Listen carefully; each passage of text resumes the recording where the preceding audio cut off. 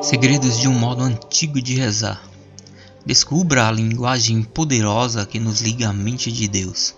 Este livro é para aquelas pessoas que buscam alívio para o medo e para as incertezas do nosso mundo.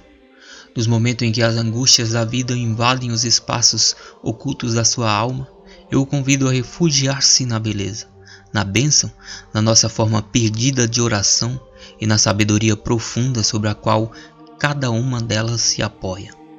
É nesse refúgio que você pode encontrar sentido para o que parece incompreensível e a força que orienta para o término de mais um dia. Existem belas e impetuosas forças dentro de nós. Com essas palavras, São Francisco de Assis descreveu o mistério e o poder que habitam o interior de cada homem, mulher e criança que nasce neste mundo. O poeta Rumi foi além e descreve a magnitude desse poder comparando a um grande remo que nos impulsiona através da vida. Ele diz: se puseres a tua alma junto a esse remo, o poder que formou o universo entrará no teu tendão, desde uma ponte que não está fora dos teus membros, mas desde um reino sagrado que está dentro de cada um de nós. Com essa linguagem poética, Rumi e São Francisco expressam algo que está além da experiência manifesta no nosso mundo de cada dia. Com palavras do seu tempo, eles nos lembram daquilo que para os antigos era a maior força do universo, o poder que nos une ao cosmos. Hoje conhecemos esse poder como oração. Refletindo sobre a oração, São Francisco dizia simplesmente: o resultado da oração é vida. A oração nos dá vida, diz ele, porque irriga a terra e os nossos corações.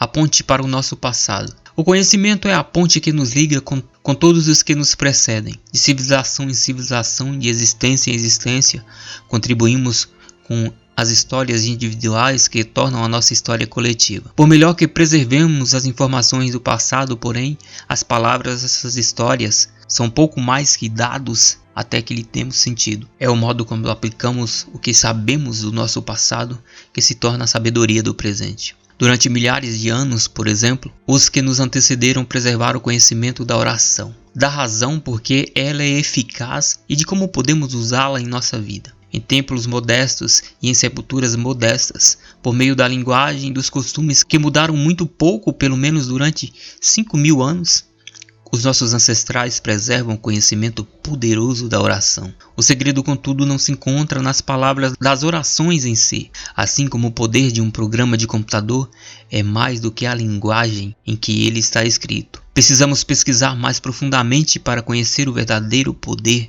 que nos espera quando rezamos. Pode ser exatamente esse o poder que o místico George Goodyear descobriu como resultado da sua busca da verdade, uma busca que ele dedicou toda a sua vida. Depois de anos seguindo antigas pistas que o levaram de templos a aldeias e de um mestre a outro, ele chegou nas montanhas do Oriente Médio. Ali, um mestre extraordinário proferiu as palavras de estímulo que tornaram a sua busca valiosa. Encontraste agora as condições em que o desejo do teu coração pode se tornar a realidade do teu ser. Não posso fazer mais nada senão acreditar que a oração faz parte das condições descobertas por Goodyear.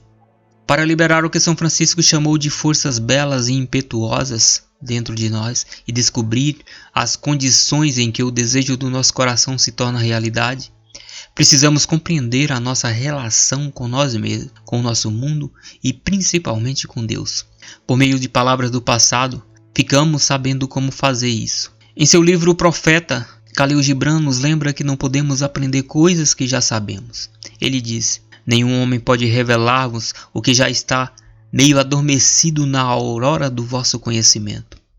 Faz enorme sentido já termos oculto dentro de nós o poder de comunicar com a força responsável por nossa existência. Para isso, precisamos descobrir quem realmente somos. Duas perguntas universais. Perguntaram certa vez ao antropólogo pioneiro Louis Leakey por que eram tão importantes para ele suas pesquisas para descobrir as provas mais antigas da existência humana. Ele respondeu: Sem uma compreensão de quem somos e de onde estamos, creio que não podemos progredir verdadeiramente. As palavras de Leakey contêm muita verdade, tanto que a maior parte da minha vida adulta vem girando em torno da minha busca para saber quem somos e como o conhecimento do nosso passado pode nos ajudar a ser pessoas melhores e criar um mundo melhor. Com exceção da Antártica, a minha busca do mistério do nosso passado levou-me a todos os continentes do planeta. De grandes cidades como Cairo e Bangkok, a aldeias remotas no Peru e na Bolívia. De antigos mosteiros no Himalaia, do Tibete, a templos hindus no Nepal. Durante o tempo em que vivenciei essas culturas, um único tema se destacou. As pessoas deste mundo estão preparadas para algo mais que o sofrimento e a incerteza que definiram suas vidas na maior parte do século XX. Elas estão preparadas para a paz e para a promessa de um amanhã melhor. Embora nossas culturas e os modos de vida pareçam diferentes, sob a superfície estamos todos em busca da mesma coisa. Uma terra que possamos chamar de lar. Uma maneira de sonhos de orações atuais com as mais antigas e respeitadas tradições espirituais do nosso passado. 400 anos atrás, nos altos desertos do sudoeste americano, os grandes guardiões da sabedoria das famílias Navajo foram testados pela terra, pela natureza e pelas suas tribos vizinhas. Os extremos de aridez, de calor intenso e de falta de alimento vividos por suas sociedades levaram os Navajos a compreender que deviam utilizar o poder do seu sofrimento interior para suportar as condições severas do seu mundo exterior. A sua própria sobrevivência dependia do aprendizado dessa lição. E conhecendo que as provações da vida os empurravam para as profundezas do seu maior sofrimento, eles também descobriram que as mesmas provações revelavam sua maior força. A chave para sua sobrevivência consistia em encarar os desafios da vida sem se perder na experiência. Eles precisavam encontrar uma âncora dentro de si mesmo, uma crença que lhes desse força interior para superar as adversidades e a esperança de que dias melhores viriam. A partir desse lugar de poder, eles adquiriram confiança para assumir riscos, mudar suas vidas e compreender o seu mundo. Atualmente, a nossa vida parece não ser muito diferente daquela desses indivíduos corajosos que vagavam pelos altos desertos do sudoeste americano, séculos antes da constituição desse país. Embora o cenário seja outro e as circunstâncias tenham mudado, ainda vivemos situações que abalam os alicerces das nossas crenças, põem à prova os limites da nossa sensibilidade e nos desafiam a superar os obstáculos que nos restringem. No mundo, a beleza que tu vives, a beleza pela qual tu vives, a beleza sobre a qual constrói a sua vida. Por meio de palavras de um autor há muito esquecido, a simplicidade dessa oração oferece esperança renovada quando tudo mais parece ter falhado. Mas a oração da beleza é mais do que apenas palavras. Embutida em sua simplicidade está a chave para solucionar um dos maiores mistérios da humanidade. Como sobrevivemos aos sofrimentos da vida? Em vez de nos prevenir e de nos evitar as mesmas situações que dão sentido a cada dia. O poder da beleza e da oração nos possibilita saltar diretamente para as nossas experiências, sabendo que qualquer dano que possamos sofrer é temporário. Graças à oração da beleza, o povo navajo há muito tempo tem encontrado força, consolo e uma maneira de lidar com o sofrimento do nosso mundo. Que segredos foram preservados por tradições como a dos navajos do sudoeste americano, dos monges e monjas do Tibete e de outras culturas, enquanto muitos de nós rompemos com a relação com a terra, uns com os outros e com um poder maior? Que sabedoria possuíam no tempo deles que pode nos ajudar a ser pessoas melhores e a criar um mundo melhor no nosso tempo? Sofrimento, bênção, beleza e oração.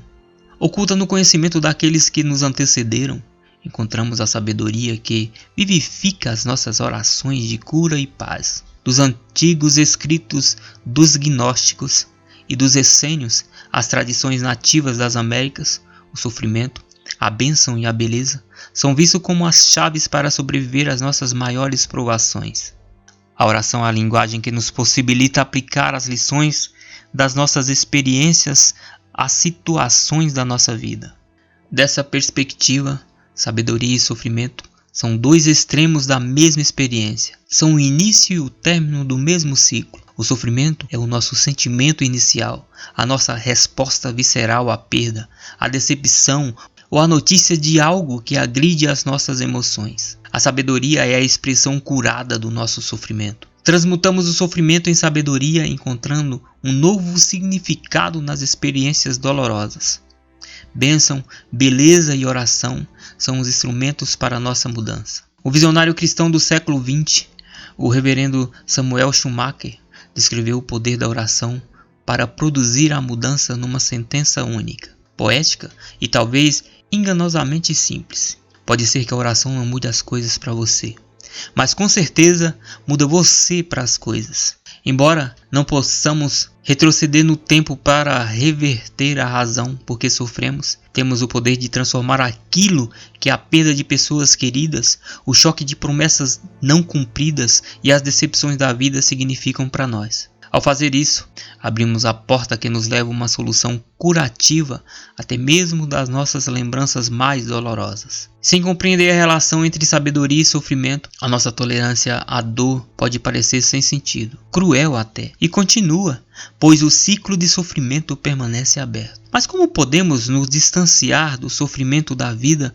por tempo suficiente para descobrir a sabedoria em nossas experiências? Quando somos sacudidos por uma perda, por uma confiança quebrada ou por uma traição impensável, horas ou momentos antes, como nos afastar das emoções por tempo suficiente para sentir alguma outra coisa? É aqui que entra em cena o poder da bênção. Bênção é libertação. Bênção é o antigo segredo que nos liberta do sofrimento da vida por tempo suficiente para substituí-lo por outro sentimento. Quando abençoamos as pessoas ou as coisas que nos fizeram sofrer, suspendemos de forma temporária o ciclo do sofrimento. É irrelevante se essa suspensão dura um nanosegundo ou um dia inteiro. Qualquer que seja o período de tempo, durante a bênção, abre-se para nós uma passagem para onde começamos a nossa cura e prosseguimos com a vida. A chave é que por um determinado período ficamos livres do sofrimento o bastante para que algo diferente entre em nosso coração e na nossa mente. Esse algo é o poder da beleza. A beleza transforma. As tradições mais antigas e sagradas nos lembram de que a beleza está em todas as coisas, independente de como as interpretamos na nossa vida diária.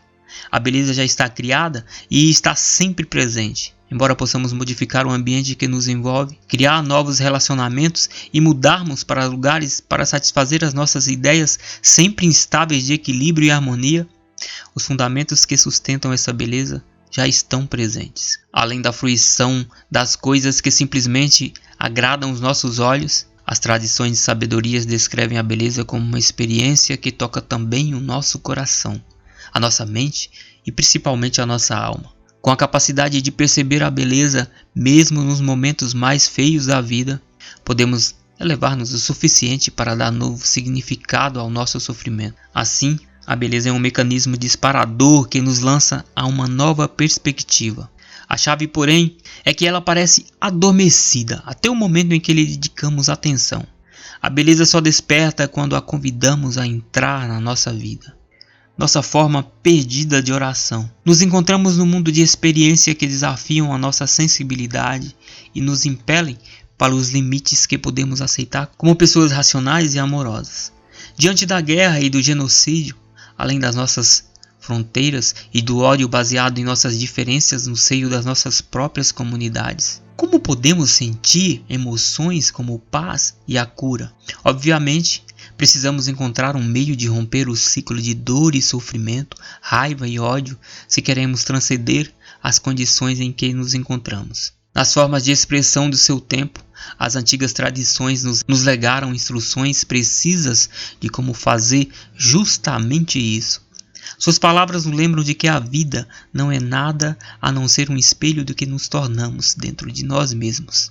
A chave para viver a nossa vida como beleza ou como sofrimento está unicamente na nossa capacidade de nos tornarmos essas qualidades em cada momento de cada dia. Um conjunto cada vez maior de evidências científicas oferece credibilidade renovada a essa sabedoria e ao papel poderoso que cada um de nós desempenha, contribuindo para a cura ou para o sofrimento no nosso mundo.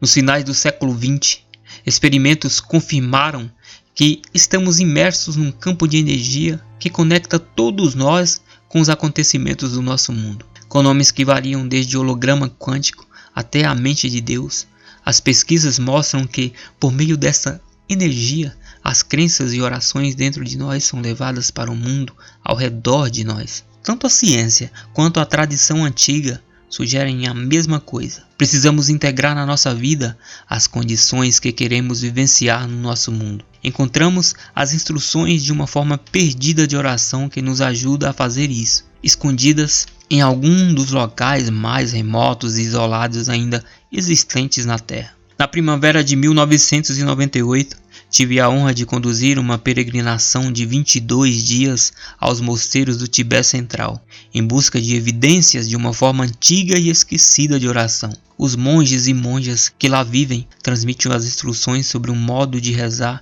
que o Ocidente em grande parte perdeu nas edições bíblicas do século XIV da Igreja Cristã Primitiva. Preservada durante séculos nos textos e tradições dos que vivem no topo do mundo, essa forma perdida de oração não tem palavras ou expressões externas.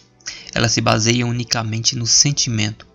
Especificamente, ela nos convida a sentir como se a nossa oração já tivesse sido atendida, em vez de nos sentirmos impotentes e de precisar pedir ajuda a uma fonte superior. Recentemente, estudos mostram que é exatamente essa qualidade de sentimento que de fato fala ao campo que nos liga ao mundo. Por meio de orações de sentimento, recebemos o poder de participar da cura da nossa vida e dos nossos relacionamentos, e também do nosso corpo e do nosso mundo. Fazer o que os anjos fazem. A chave para utilizar essa forma de oração é reconhecer o poder oculto da beleza, da bênção, da sabedoria e do sofrimento. Cada um desempenha um papel necessário como parte de um ciclo maior que nos permite sentir, aprender, liberar e transcender os sofrimentos mais profundos da vida. As palavras de um escriba anônimo que registrou os ensinamentos de Jesus há quase 2000 anos lembram-nos que o poder para mudar o nosso mundo, como também os obstáculos que se interpõem entre nós e esse poder, está dentro de nós. Ele afirmou simplesmente: a coisa mais difícil de fazer é pensar como os anjos pensam e fazer como os anjos fazem. A oração é a linguagem de Deus e dos anjos. Ela é também a linguagem que nos foi dada para curar o sofrimento da vida com sabedoria, beleza e graça. Quer aprendemos a respeito do poder da oração na internet atualmente ou no rolo de pergaminho do século I, a mensagem transmitida é a mesma. Aceitar a nossa capacidade de usar essa linguagem universal pode bem ser o maior desafio da nossa vida. Ao mesmo tempo, é a fonte da nossa maior força. Quando sabemos sem nenhuma dúvida que já falamos a linguagem de sentimento da oração, despertamos aquela parte de nós que jamais pode ser roubada, perdida ou levada. Esse é o segredo da forma perdida de oração. O primeiro segredo, a nossa forma perdida de oração. A força que criou os esplendores inimagináveis e os horrores inimagináveis, refugiou-se em nós e seguirá as nossas ordens. Existe algo lá fora, mas além das nossas percepções do mundo cotidiano, existe uma presença ou uma força que é ao mesmo tempo misteriosa e consoladora. Nós falamos sobre ela, nós sentimos, nós acreditamos nela e lhe dirigimos as nossas preces, talvez sem sequer compreender exatamente o que ela é. Chamando-a por nomes que variam desde a teia da criação até o Espírito de Deus, antigas tradições sabiam que essa presença existe. Sabiam também como aplicá-la em nossas vidas. Com palavras do seu tempo, deixaram instruções detalhadas a futuras gerações descrevendo como podemos usar a nossa força invisível para curar o nosso corpo e relacionamentos e trazer paz ao nosso mundo. Hoje sabemos que a linguagem interliga os três como uma forma perdida de oração. Diferente das orações tradicionais que podemos ter usado no passado, porém, essa técnica de rezar não é feita de palavras. Ela se baseia na linguagem silenciosa da emoção humana. Ela nos convida a sentir gratidão e reconhecimento, como se as nossas preces já tivessem sido atendidas. Por meio dessa qualidade de sentimentos, os antigos acreditavam que temos acesso direto ao poder da criação. o Espírito de Deus. No século XX, a ciência moderna pode ter redescoberto o Espírito de Deus como um campo de energia que é diferente de qualquer outra forma de energia. Ela parece estar em toda parte sempre, e ter existido desde o princípio dos tempos. O homem, geralmente considerado como o pai da física quântica, Max Planck, afirmou que a existência do campo sugere que uma nova inteligência seja responsável pelo nosso mundo físico. Devemos admitir que por trás dessa força há a existência de uma mente consciente e inteligente. Ele concluiu dizendo simplesmente: essa mente é a matriz de toda a matéria. Referindo-se a ela em outros tempos como um campo unificado, estudos contemporâneos comprovam que a matriz de Planck tem de fato inteligência. Como sugeriam os antigos, o campo responde à emoção humana. Qualquer que seja o nome que lhe demos ou a definição apresentada pela ciência e pela religião, está claro que existe algo lá fora.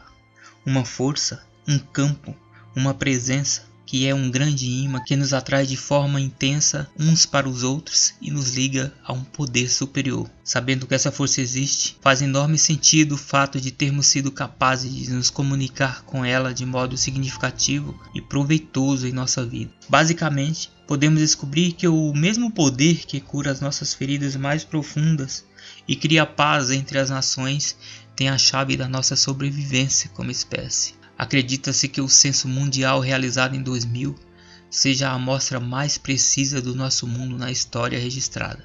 Entre as estatísticas expressivas que a pesquisa revelou sobre a nossa família global, e talvez a mais reveladora, é a nossa percepção quase universal de que estamos aqui com um propósito e que não estamos sozinhos.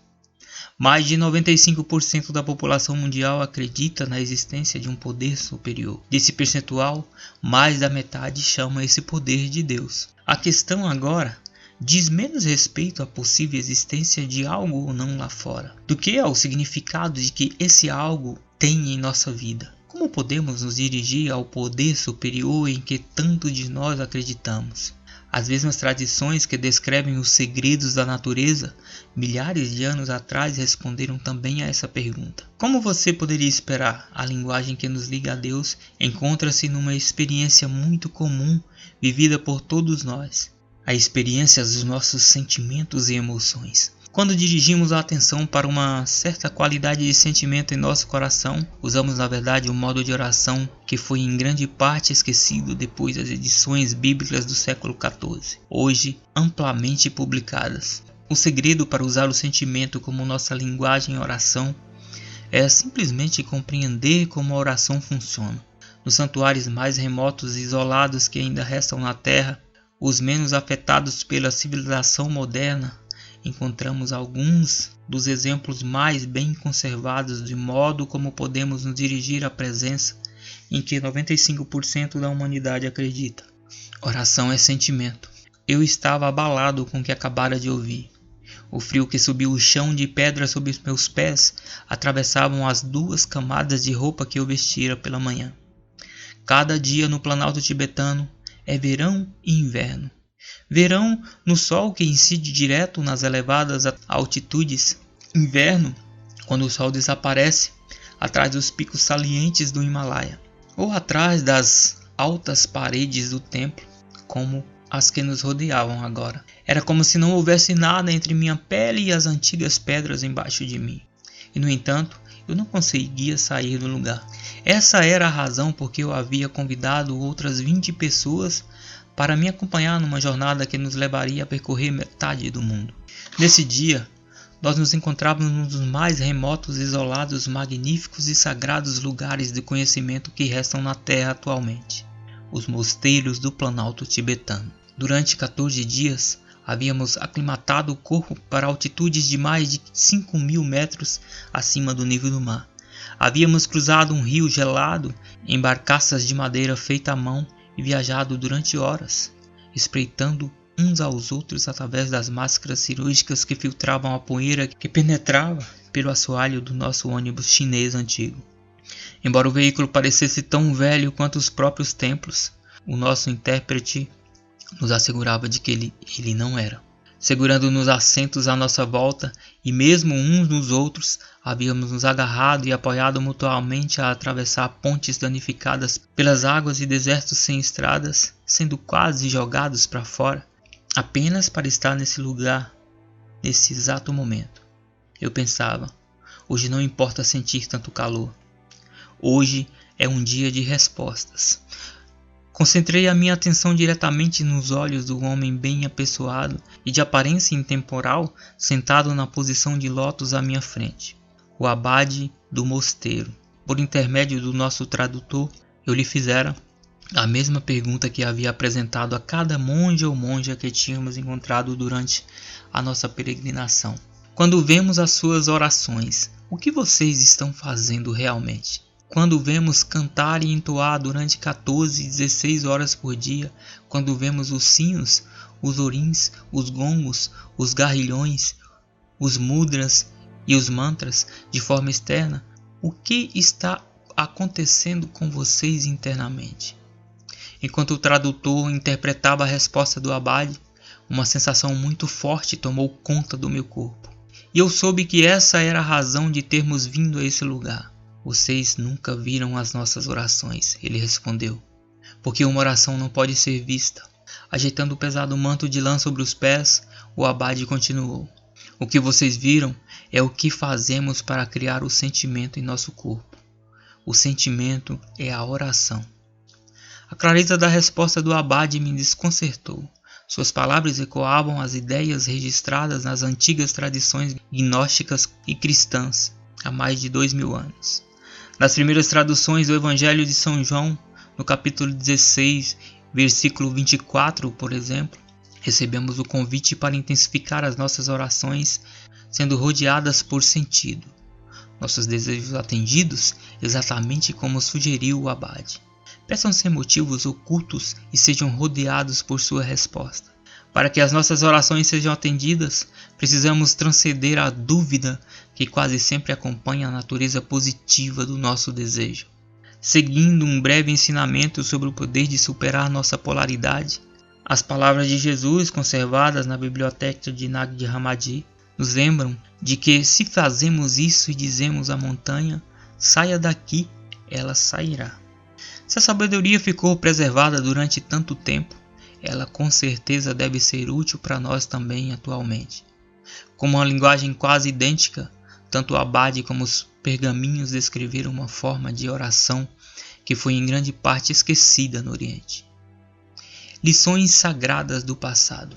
A oração talvez seja uma das experiências humanas mais antigas e misteriosas. É também uma das mais pessoais.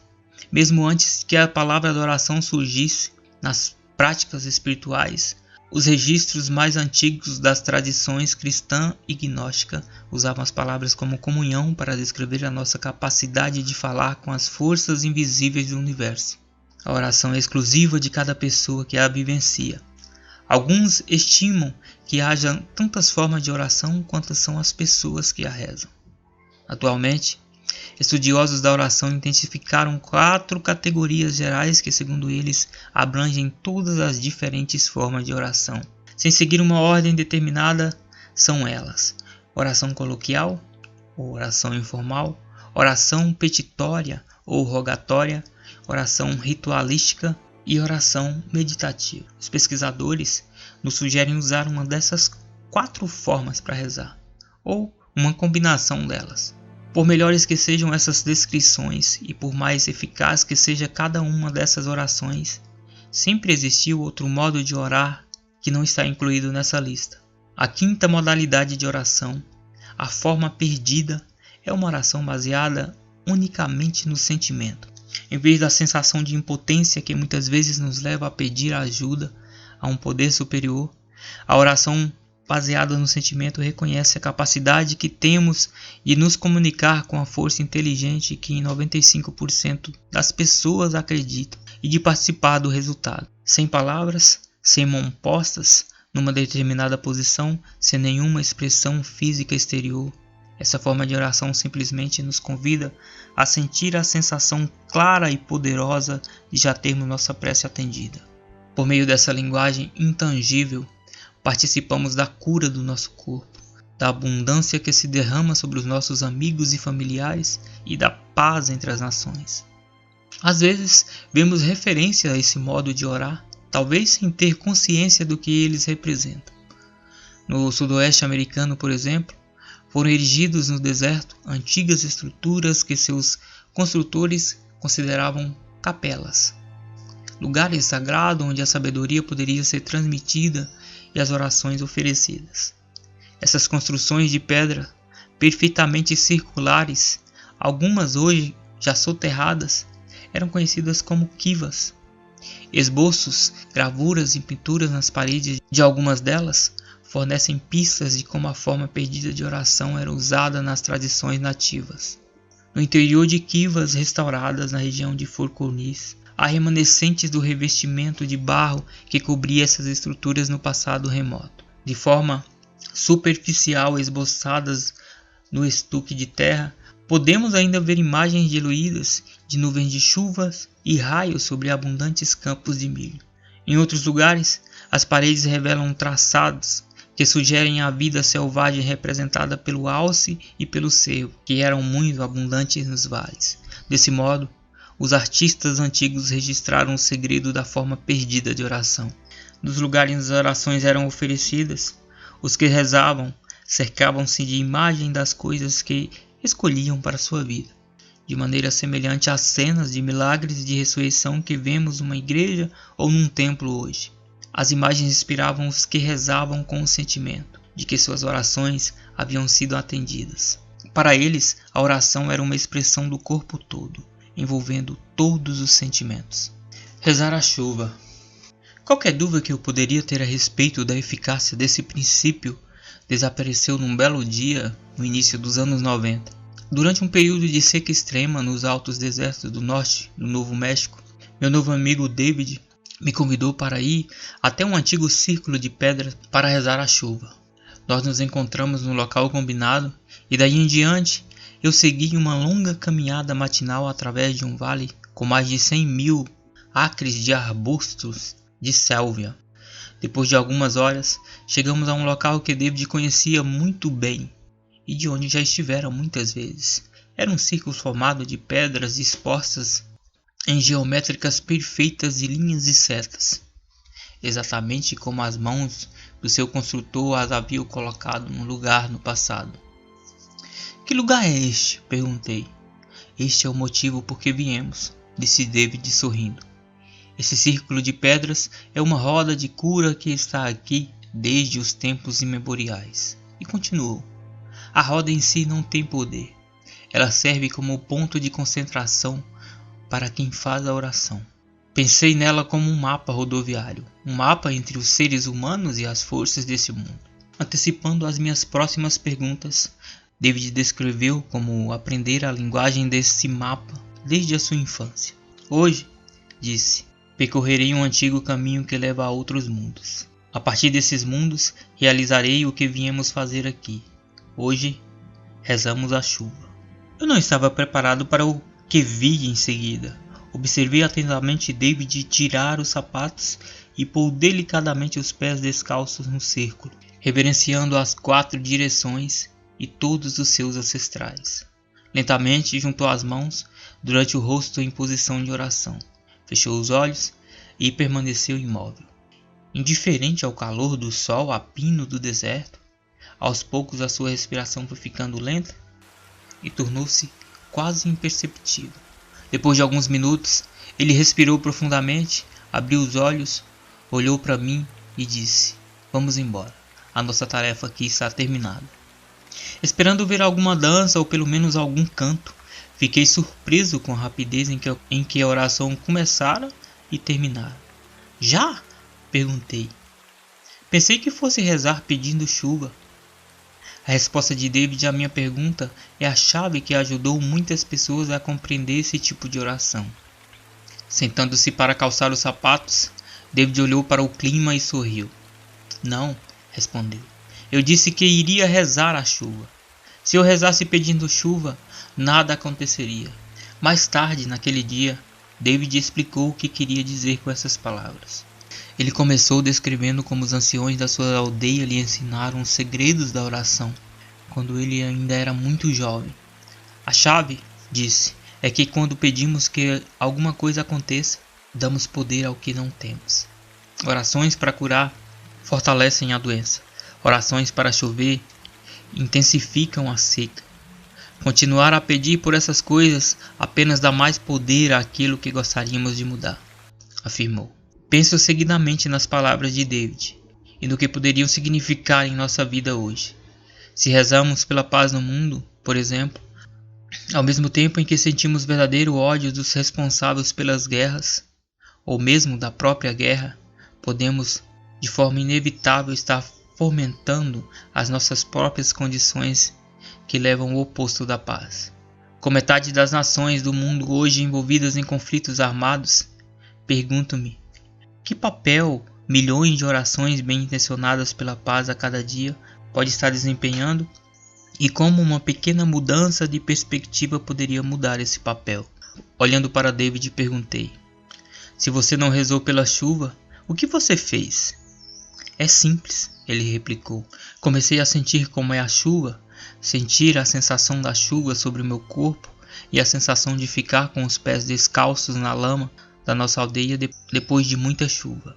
Senti o cheiro da chuva nas paredes de barro das nossas casas e senti como é caminhar nos campos de milho crescido por causa das chuvas abundantes. A explicação de David era perfeita. Ele envolvia todos os seus sentidos, os poderes ocultos do pensamento, do sentimento e da emoção que nos diferenciam de todas as outras formas de vida. Além dos sentidos do olfato, da visão, do paladar e do fato de nos comunicarmos com o mundo. Ao fazer isso, ele usava a linguagem poderosa e antiga que fala com a natureza. Foi a continuação da sua explicação que impressionou a minha mente científica, assim como o meu coração, e ressoou verdadeiramente em mim. Ele descreveu como os sentimentos de gratidão e reconhecimento foram um complemento das orações, como o amém dos cristãos, por exemplo. Em vez de agradecer pelo que havia criado, porém David disse que se sentia agradecido pela oportunidade de participar da criação. Com os nossos agradecimentos nós respeitamos todas as possibilidades, ao mesmo tempo em que trazemos para este mundo as que escolhemos. As pesquisas mostram que é exatamente essa qualidade de gratidão e reconhecimento que libera a química vivificamente de hormônios poderosos em nosso corpo e fortalece o nosso sistema imunológico. São essas mudanças químicas dentro de nós que os efeitos quânticos levam para além do nosso corpo através do conduto da substância misteriosa que parece unir toda a criação, na simplicidade de um conhecimento desenvolvido num passado distante. David acabara de transmitir essa sofisticada tecnologia interior como a sabedoria da nossa forma perdida de oração. Caso você ainda não tenha tentado, eu o convido a praticar nesse momento essa forma de oração. Pense em alguma coisa que você gostaria de ter em sua vida. Qualquer coisa. Pode ser a cura de uma doença física, para você ou para outra pessoa, abundância para a sua família, ou encontrar a pessoa perfeita para uma vida em comum. Seja o que for que você queira, em vez de pedir que o objeto da sua necessidade se realiza, sinta-se como se ele já tivesse sido realizado. Respire profundamente e sinta a plenitude de sua oração realizada em cada detalhe de todos os modos.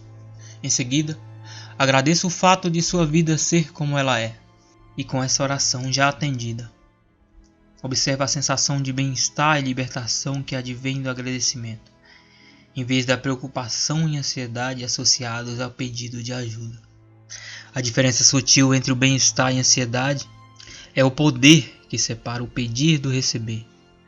Sonhando na mente de Deus, um número crescente de descobertas confirma hoje uma forma de energia até agora não reconhecida, que pode explicar o que as orações como a de David são eficazes.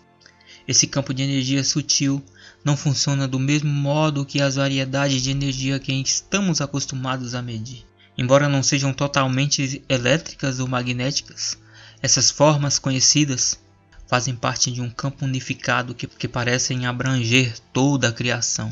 Como a consciência desse campo é muito nova, os cientistas ainda não chegaram a um consenso sobre seu nome. Ela é intensificada em trabalhos científicos e em livros como Holograma Quântico, Mente da Natureza, Mente de Deus e, com muita frequência, simplesmente campo. Seja qual for o nome que lhe demos, essa energia parece ser a tela viva sobre a qual se intervêm os acontecimentos da nossa vida. Para ajudar a visualizar esse campo, ou o que ele pode parecer, os cientistas às vezes os descrevem como uma teia tecida expressamente, que constitui a textura subjacente da criação, literalmente a manta da mente de Deus. Dentre as muitas maneiras como pode ser definido, eu penso que é útil imaginar o campo como a substância que vive no nada. Sempre que olhamos para esse espaço que existe entre nós e a outra pessoa, ou qualquer outra coisa nesse aspecto, e acreditamos que esse espaço é vazio, o campo está ali. Quer pensemos sobre o espaço entre o núcleo e a primeira órbita de um elétron nos antigos modelos de um átomo, ou sobre as imensas distâncias entre as estrelas e as galáxias que nos parecem vazios. As dimensões de espaços não fazem diferença. No nada, o campo está lá. O reconhecimento moderno da existência do campo nos oferece uma linguagem e um contexto para dar sentido à sabedoria espiritual em conversas científicas. Por exemplo, acreditar que o campo é o lugar em que os antigos se referiam como céu. É o lugar para onde a alma vai quando morremos, com o qual sonhamos quando dormimos e a morada da nossa consciência. A existência de um campo de energia que une toda a criação altera o modo como a ciência vem pensando sobre o nosso mundo há mais de 100 anos. O espelho que não mente. Além de interligar todas as coisas, as antigas tradições sugerem que o campo nos dá um reflexo, um espelho externo das nossas experiências internas, como uma substância viva, pulsante, bruxuleante. O campo atua como uma espécie de mecanismo de feedback. Por meio dele, a criação reflete nossos sentimentos e pensamentos mais íntimos na forma de relacionamentos, profissões e saúde. No espelho podemos ver as nossas crenças verdadeiras, não apenas o que gostamos de pensar que acreditamos. Para ajudar a visualizar como esse espelho funciona, às vezes reportam-me a água viva, que aparece no filme de ficção científica O Abismo. Localizado nas profundezas escuras e inexploradas do leito do mar, uma forma de vida misteriosa aparece a tripulação isolada de um navio de pesquisas submarinas. Serei breve aqui para não estragar a história se você ainda não viu o filme. A energia não física da presença praticamente alienígena precisa expressar-se por meio de algo físico e por isso utiliza o meio mais abundante disponível no nosso oceano, a água. Como um tubo de água do mar inteligente e aparentemente interminável, ela entra no navio avariado e serpenteia por corredores e portas até encontrar a tripulação escondida num dos compartimentos. É aqui que entra o espelho, quando a forma de vida aquosa se ergue no chão e uma das extremidades do tubo olha diretamente para o rosto da tripulação no nível dos olhos. Uma coisa extraordinária começa a acontecer. Cada vez que um dos tripulantes dirige o olhar para a extremidade do tubo, ele reflete o rosto da pessoa exatamente como ela está no momento. Quando o rosto humano sorri, o tubo de água sorri. Quando o rosto ri, o riso se reflete na água. O tubo não julga o que vê e não tenta melhorá-lo ou modificá-lo de forma nenhuma. Ele apenas reflete para a pessoa que está na sua frente o que ela é no momento. O campo da mente de Deus parece trabalhar exatamente do mesmo modo. E isso inclui o reflexo do que somos internamente e também o modo como nos apresentamos de forma externa. O sentimento é oração, disse o abade tibetano em sintonia com os ensinamentos dos grandes mestres nativos norte-americanos e com as tradições cristãs judaicas. Pensei comigo mesmo, quanta força, quanta beleza, quanta simplicidade. O sentimento é a linguagem que a mente de Deus reconhece. O sentimento é a linguagem que David usou para convidar a chuva para o deserto. Como ele acontece de modo tão direto e literal, é fácil ver porque acreditamos até agora que esse princípio seria mais complicado do que é realmente. também é fácil perceber como poderíamos tê-lo perdido totalmente. A consciência cria. O campo simplesmente reflete a qualidade dos nossos sentimentos, como as nossas experiências de vida.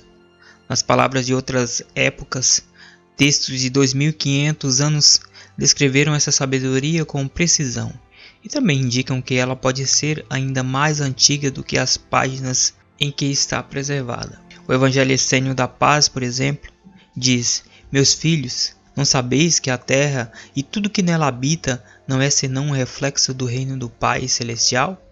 Exatamente como ondulações que se irradiam do ponto onde jogamos uma pedra num pequeno lago, nossos pensamentos, sentimentos, emoções e crenças, às vezes inconscientes, criam as perturbações no campo que se tornam as matrizes da nossa vida. É fácil depreciar o poder desse princípio por causa das poucas palavras necessárias para explicá-lo. Sem o peso do jargão técnico da linguagem científica ambígua, os antigos transmitiram uma compreensão simples de como os conhecimentos da vida cotidiana estão diretamente ligados à qualidade de nossos sentimentos. Com a clareza dessa profunda sabedoria, a responsabilidade por nossa saúde e pela paz vai além da esfera dos eventos casuais e fatalistas e postos ao alcance da nossa mão. Embora a ideia de um campo de inteligência sempre presente não seja nova, físicos modernos levaram hoje esse conceito a um patamar superior de consideração e de aceitação do mundo científico. Talvez o renomado físico da Universidade de Princeton, Dr. John Wheeler, e contemporâneos de Albert Einstein, seja quem melhor descreveu a física revolucionária como uma energia que interconecta toda a criação. Lembro de ter lido uma entrevista com o Dr. Wheeler em 2002, depois que ele se recuperou de uma doença grave. Quando lhe perguntaram que direção seu trabalho tomaria daí em diante, ele respondeu que via a doença e a recuperação como uma oportunidade. Era o catalisador que o convidara a concentrar a atenção numa única questão que o desconcertava há muito tempo. Que questão é essa? Perguntaram. Willie respondeu que planejava dedicar sua vida a compreender a relação entre a consciência e o universo. No mundo da física tradicional, essa afirmação em si e por si mesma é suficiente para abalar os fundamentos da teoria e aceitar e fazer os pais dos manuais modernos se revirarem em seus túmulos. Historicamente, os conceitos sobre consciência e o tecido do universo não são usados na mesma frase. Mas o Wheeler não parou por aí. Nos anos seguintes, aprofundando suas teorias, ele sugeriu que a ciência é mais do que um subproduto do universo. Ele propõe que vivamos um universo participativo. Fazemos parte de um universo que é um trabalho em andamento. Ele diz: somos fragmentos do universo olhando para si mesmo e construindo a si mesmo. As implicações das afirmações de Williams são enormes. Na linguagem científica do século XX, ele está reiterando o que as antigas tradições afirmavam há milênios. É a consciência que cria. Quando vasculhamos o vazio do universo em busca dos seus limites, ou o mundo quântico do átomo, o próprio ato de nos olharmos coloca ali algo para vermos. A antecipação da consciência esperando ver alguma coisa. O sentimento de que algo está lá para se ver é o ato que cria. Situando-se além da afirmação de John Wheeler, um dos mais respeitados cientistas do século XX e agora também do século XXI, os textos antigos ampliam com detalhe importante. E às vezes é subestimado a ideia de que criamos por meio da observação. Eles sugerem que é a qualidade das nossas crenças enquanto olhamos que determina o que a nossa consciência cria. Em outras palavras, se vemos o nosso corpo e o nosso mundo através de uma lente de separação, raiva, sofrimento e ódio, o espelho quântico reflete essa qualidade devolvendo-as como raiva em nossa família, doença em nosso corpo e guerra entre as nações. Se sentimento é oração, como David e o Abade sugeriram, então quando rezamos para que algo aconteça, sentindo como se esse algo estivesse faltando em nossa vida, podemos na verdade estar negando a nós mesmos as próprias bênçãos que esperávamos criar. Por outro lado, vendo-nos como uma perspectiva de unidade, apreço, sabedoria e amor. Essas são as qualidades que podemos esperar refletidas como famílias e comunidades amorosas e protetoras, e como paz e cooperação entre as nações. Imagine todas essas possibilidades. Aplicando o que sabemos, esse princípio de um universo neutro e participativo pode começar a responder à pergunta que muitas pessoas fazem. Se a oração é tão poderosa, por que parece que quanto mais rezamos pela paz, por exemplo, mais temos a impressão de que as coisas pioram? Sem parcialidade ou julgamento, seria possível que o que vemos como um mundo turbulento de caos seja simplesmente o campo refletindo a nossa crença na falta de paz? O nosso por favor que haja paz reverbando como caos? Se for o caso, então a boa notícia é que, com a compreensão que acabamos de ter sobre o funcionamento do espelho, nos estimula a mudar o que dizemos ao campo. É por isso que a forma perdida de oração pode dar uma enorme contribuição para a nossa vida. Quer falemos sobre um relacionamento duradouro, um emprego perfeito ou a cura de uma doença, o princípio é o mesmo. Somos simplesmente lembrados de que a substância que subjaz a toda a criação é uma essência maleável que reflete o que sentimos. Assim, aquilo que escolhemos criar, precisamos antes sentir como realidade. Se podemos senti-lo em nosso coração, não apenas pensar sobre ele, mas senti-lo realmente, então ele é possível em nossa vida. No caso da paz, por exemplo, sabemos que ela sempre existe e está presente em algum lugar. O mesmo se aplica à saúde e à felicidade. Elas sempre existem em algum lugar, ou existiram de alguma forma em nossa vida. A chave é intensificar essas qualidades positivas na nossa experiência, vendo o mundo como ele já é, com apreço e gratidão. Fazendo isso, abrimos a porta para uma possibilidade maior. Já vimos o que acontece quando milhões de pessoas rezam para que a paz se faça no mundo. O que aconteceria se milhões de pessoas sentissem gratidão e apreço pela paz, que na verdade já existe entre nós? Certamente vale a pena tentar. Embora para algumas pessoas esse seja um modo insólito de pensar sobre uma relação com o mundo, para outras ele está em perfeita sintonia com suas crenças e experiências passadas. Estudos científicos dão sustentação a esses princípios e descobriram que quando a tensão é aliviada dentro de um grupo de pessoas, por meio da meditação e da oração, os efeitos são sentidos além dos limites do grupo.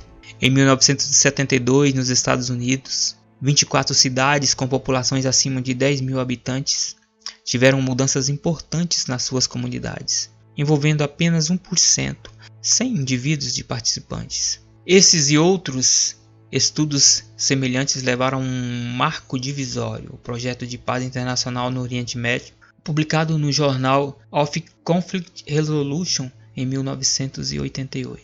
Durante a guerra líbano-israelense no início dos anos 80, pesquisadores treinaram um grupo de pessoas para sentir a paz em seus corpos, em vez de apenas pensar sobre a paz com a mente ou rezar para que houvesse paz. Em determinados dias do mês, em momentos específicos de cada dia, essas pessoas eram colocadas em áreas de conflitos no Oriente Médio. Durante a janela de tempo em que elas sentiam a paz, as atividades terroristas eram interrompidas. Os crimes contra as pessoas diminuíram, as entradas de emergências rareavam e os acidentes de trânsito caíram de forma significativa. Quando as pessoas paravam de expressar esses sentimentos, as estatísticas se inverteram. Esses estudos confirmaram os resultados iniciais. Quando uma pequena porcentagem da população tinha paz dentro de si mesma, essa paz se refletia no mundo ao seu redor. As descobertas levaram em consideração os dias da semana, os feriados e os próprios ciclos lunares. E os dados eram tão consistentes que os pesquisadores conseguiram inclusive identificar um número de pessoas necessárias para participar da experiência de paz. Esse número é a raiz quadrada de 1% da população. Essa fórmula produz números menores do que poderíamos esperar. Por exemplo, numa cidade de 1 milhão de pessoas, a cifra fica em torno de 100. No mundo de 6 bilhões de pessoas, o número é aproximadamente 8 mil. Esse número representa o mínimo necessário para iniciar o processo. Quanto maior o número de pessoas, tanto mais rápido o efeito se produz. Embora esse e outros estudos semelhantes obviamente mereçam um aprofundamento, eles demonstram que temos aqui um efeito que supera o acaso. A qualidade das nossas crenças mais íntimas influencia de forma clara na qualidade do nosso mundo exterior. Olhando desse modo, tudo, desde a cura do nosso corpo até a paz entre as nações, do nosso sucesso dos negócios, nos relacionamentos e na profissão, ao fracasso do nosso casamento e à desagregação das nossas famílias, deve ser considerado como reflexos de nós mesmos e do significado que damos às experiências da nossa vida. Além de responder à nossa pergunta anterior sobre o que está acontecendo com o mundo, a existência do campo unificado nos convida a dar um passo adiante, aliado ao conhecimento de uma oração baseada no sentimento. Essa sabedoria moderna, antiga, nos mostra o que podemos fazer para melhorar as coisas. Se o mundo e o nosso corpo refletem os nossos pensamentos, sentimentos, emoções e crenças, com um número recorde de lares desfeitos, relacionamentos fracassados, empregos perdidos e ameaças de guerras no presente, o sentimento que nutrimos sobre o nosso mundo assume uma importância maior do que nunca antes. Sem dúvida, para que o espelho do nosso mundo reflita uma mudança positiva, favorável à vida e duradoura, precisamos oferecer-lhe algo com que ele possa trabalhar. Essa é a relação sutil e todavia poderosa entre a linguagem da oração e a mente de Deus, que une toda a criação. Em vez de fazer com que o mundo se curve aos nossos desejos, a oração centrada no sentimento muda a nós mesmos. Não é que nós nos curvamos e o mundo espontâneo reflete os aspectos em que precisamos melhorar. Possivelmente, quem melhor sintetizou essa percepção foi um filósofo dinamarquês do século XIX. Soren afirmou: a oração não muda Deus, mas muda aquele que reza. Assim, como mudamos nosso mundo de sentir as atribulações da vida? É aqui que o trabalho realmente começa. Um mundo como espelho, sem prevenções ou julgamentos. É o espelho espiritual da mente de Deus que reflete de volta o que nos tornamos em nossos pensamentos, sentimentos, emoções e crenças. Em outras palavras, as nossas experiências interiores de sofrimento e medo, bem como as de amor e compaixão, tornam-se o tema para o tipo de relacionamento que encontramos em nosso trabalho e em nossas amizades, assim como em nossas expressões de abundância e mesmo de saúde. A chave nesse modo de olhar o mundo é que aquilo que fazemos como expressão externa da vida conta menos do que aquilo que nos tornamos. Como nos sentimos com relação ao que fazemos. Para entender melhor, vejamos um exemplo. Vamos dizer que você esteja participando de um seminário de caráter religioso que descreve os princípios internos do sentimento, da emoção e da oração, e o papel que essas experiências interiores de paz desempenham no mundo. Devido a circunstâncias imprevistas, o seminário ultrapassou em 30 minutos ou mais a hora estipulada para terminar. Se você corre da sala para o carro antes que se acendam as luzes e até que se abram as portas, sai do estacionamento manobrando de forma alucinada a ponto de bater em 3 outros veículos e em seguida acelera pela avenida, pondo em risco a sua vida e a vida das outras pessoas, costurando pelas 3 pistas para chegar à saída porque está atrasado para uma manifestação pela paz, então você não compreendeu absolutamente nada. Talvez o conhecimento desse espelho sutil e, no entanto, poderoso possa ajudá-lo a dar sentido ao que parece estarmos vivendo no mundo atualmente. Olhando dessa forma, o que vemos no cinema, nos noticiários e nas situações ao nosso redor é um reflexo das crenças que nutrimos em nossa família, em nosso lar e em nossas comunidades no passado. Do mesmo modo, os exemplos de amor, compaixão e dedicação que vemos diante da guerra ou de desastres naturais também representam algo mais do que apenas ato de umas poucas pessoas que realizam esforços humanitários nessas áreas. Elas refletem o melhor do que é possível, quando encontramos uma maneira de ver além do sofrimento que a vida nos mostra. O poder de reconhecer o mundo como um reflexo das nossas crenças é que essa relação existe de forma verdadeira. Ela deve operar tanto para as crenças de cura como para as destrutivas. Desse modo, fazemos todos parte da mudança que gostaríamos de viver em nosso mundo. A chave está em reconhecer a linguagem da mudança. Capítulo 2. O segundo segredo. O sofrimento é o professor, a sabedoria é a lição. Se fizeres nascer o que está dentro de vós, ele vos salvará. Se não fizerdes, ele vos destruirá. Evangelho de São Tomé. No início, as imagens da tela da TV faziam pouco sentido para mim. Embora a paisagem fosse familiar, nas semanas anteriores, cenas chocantes como a dessa transmissão haviam se tornado muito comum.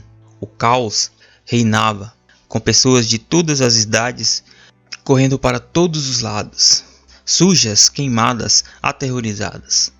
Eu acabava de voltar ao quarto do hotel depois de um dia cheio de aulas em Sydney, quando sintonizei o canal de notícias para atualizar-me com os acontecimentos do dia. Aproximei-me da tela e comecei a entender o que estava vendo. As emissoras locais transmitiam fatos ocorridos na escola número 1 em Beslan, na Rússia. Poucos dias antes, no primeiro dia letivo do ano, terroristas haviam tomado centenas de crianças e adultos como reféns. Embora o impasse tivesse se prolongado por dias, evidentemente alguma coisa mudara. Quando a situação se normalizou, os números finais da tragédia eram assustadores. Dos aproximadamente 1.200 reféns reunidos na quadra de esporte da escola, cerca de 350 foram mortos. A metade era de crianças, assassinadas sem nenhuma razão aparente, a não ser a irracionalidade de um grupo de pessoas enfurecidas. Os detalhes humanos revelados a respeito de algumas famílias expunham o cenário do dia. Em quase todas as ruas da cidade, pessoas haviam perdido alguém ou conheciam os parentes de alguém que fora assassinado. Muitos enterravam mais de um membro da família. Um dos moradores, Vitaly Kaloi, enterrou a família inteira, mulher, filho e filha. O pastor Teumurai Stolei e sua mulher enterraram 4 dos 5 filhos, Boris, de 8 anos, Albina, de 11, Luba, de 12 e Larissa, de 14. A quinta filha, Madina, fora ferida e se recuperava em casa. Num trágico capricho do destino, o irmão do pastor, Totiev, também pastor, e sua mulher perderam 2 dos 3 filhos. Semelhante ao impacto avassalador das vidas perdidas no 11 de setembro em Nova York, a magnitude dos acontecimentos em Beslan era excessiva para quem tentava entender. Mesmo pessoas cuja fé foram tradicionalmente uma pedra de toque para outros, em tempos de grande sofrimento, tiveram suas crenças testadas pela crueldade da tragédia. Rowan Williams, arcebispo de Canterbury, admitiu que a visão de crianças inocentes sendo massacradas levou momentaneamente a duvidar de sua fé em Deus. Onde estava Deus em Beslan? Perguntou ele. Com essas palavras, o arcebispo William expressou publicamente o sofrimento que muitos sentiam particularmente. O choque, a desgraça e o sofrimento dos moradores de Beslan foram transmitidos pela mídia e sentidos por milhares de pessoas ao redor do mundo. Naquele dia, milhões de corações, mentes e orações estavam com o povo russo, compartilhando a experiência universal do sofrimento. Quer os acontecimentos se deem numa escala global, como em Beslan, na Rússia, ou no 11 de setembro, nos Estados Unidos, quer ocorra em nossa vida pessoal, o modo como lidamos com a perda e a tragédia é uma questão que cada um de nós deve responder no decorrer da vida. Embora a experiência do sofrimento seja universal, o que fazemos com o sofrimento não é. Se não solucionarmos o sofrimento provocado pelas decepções e pelas perdas da vida, podemos arruinar a nossa saúde, a nossa vida e os nossos próprios relacionamentos que mais prezamos. Por outro lado, se conseguirmos encontrar sabedoria em nossa dor, podemos dar um novo sentido às experiências mais dolorosas. Assim agindo, nós nos tornamos melhores como pessoas, para nós mesmos, para a nossa família e para a nossa comunidade. Esse é o modo de construirmos um mundo melhor. Quanto podemos suportar? O conhecimento do poder que nos espera além do sofrimento foi reconhecido e respeitado durante séculos. Ele foi descrito aproximadamente há 2000 anos na biblioteca de Nag Hammadi, no século II, por meio de palavras que fazem sentido atualmente, como fizeram no tempo em que elas foram escritas. Entre os antigos textos gnósticos, existem passagens que sugerem que a nossa vulnerabilidade ao sofrimento é a passagem para a cura e a vida. No Evangelho de São Tomé, um dos mais inspiradores dos textos redescobertos, o autor descreve o poder da nossa vulnerabilidade como parte de um discurso de Jesus. Abençoado é o homem que sofreu e encontrou a vida. Em outra parte do ensinamento, Jesus diz: aquilo que possui vos salvará, se o extrairdes de dentro de vós. O amor que existe dentro de cada um de nós é a fonte de toda a cura que experimentamos. Para sentir o nosso amor, porém, precisamos ser vulneráveis ao nosso sofrimento. O sofrimento é um dos modos que nos possibilitam conhecer a profundidade do que sentimos. A nossa capacidade de sentir o sofrimento dentro de nós e de ter empatia com o sofrimento dos outros mostra-nos a profundidade do nosso amor. Em palavras simples, o sofrimento é o preço que às vezes pagamos para descobrir que já temos o amor de que precisamos para nos curar. Às vezes, apenas conhecer a relação entre sabedoria, sofrimento e amor é suficiente para lançar-nos no outro extremo e na nossa cura. À medida que as histórias de Beslan se desdobravam no decorrer das horas e dos dias, uma única pergunta surgia entre a população russa. Depois da ação terrorista que tomaram o edifício do Ministério do Interior, matando 92 pessoas, das explosões quase simultâneas de 2 aeronaves comerciais poucos minutos depois da decolagem, com a morte das 90 pessoas que estavam a bordo, e agora a morte de mais 350 em Beslan, as pessoas desse país se perguntavam: quanto sofrimento podemos suportar? Segundo antigas tradições, a resposta a essa pergunta é breve, clara e direta. Os grandes desafios da vida aparecem quando e somente quando temos tudo o que precisamos para sobreviver e recuperar-nos da experiência. Mães de todo o mundo transmitiram de geração em geração essa percepção que superou o teste do tempo numa frase confortadora e clara: Deus dá o frio conforme o cobertor. Na simplicidade dessa afirmação, percebemos uma promessa que resistiu ao tempo e até agora pode ser verificada pela ciência. Já temos tudo o que precisamos para sobreviver às provações da vida. Embora possamos encontrar consolo e compreensão em livros de autoajuda, em artigos de revistas e em seminários, os recursos espirituais que precisamos já existem dentro de nós. A resposta à pergunta: quantos sofrimentos podemos suportar? Pode decepcionar pela simplicidade. A razão por que ele expressa uma verdade requer um pouco mais de explicação. Como acontece frequentemente com os padrões, a natureza oferece um modelo como as nossas emoções e experiências operam na nossa vida. Equilíbrio. Nem tudo é o que parece ser. Na primeira metade do século XX, o naturalista R.N. Elliot sugeriu que a natureza segue padrões que podem ser detectados, classificados e previstos com números. Do surgimento do declínio de populações até os ciclos do tempo, suas teorias sugeriam que a natureza tende ao equilíbrio. Considerando a humanidade como parte da natureza, Elliot argumentava que a nossa vida, incluindo a forma como aplicamos dinheiro na bolsa de valores, também deveria seguir padrões naturais. Padrões que podem ser delineados e classificados de forma visual. Elliot aplicou suas teorias como sucesso a ciclo de negócios e finanças, e as suas conclusões se tornaram a base de um dos instrumentos de previsão mais bem-sucedidos da Bolsa de Valores na história, mais tarde conhecido como Teoria da Onda de Elliot. Não deve ser surpresa então que os nossos hábitos de consumo, ou qualquer outro padrão em nossa vida nesse aspecto, possam ser representados de forma matemática. É crença amplamente difundida que os números são a linguagem universal que descreve todas as coisas.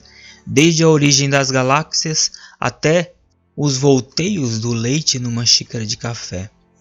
Seguindo esse raciocínio, faz sentido que os mesmos processos que descrevem o mundo visual da natureza possam também ser vistos como metáforas no mundo invisível dos sentimentos, também das emoções. É esse exatamente o caso da matemática fractal.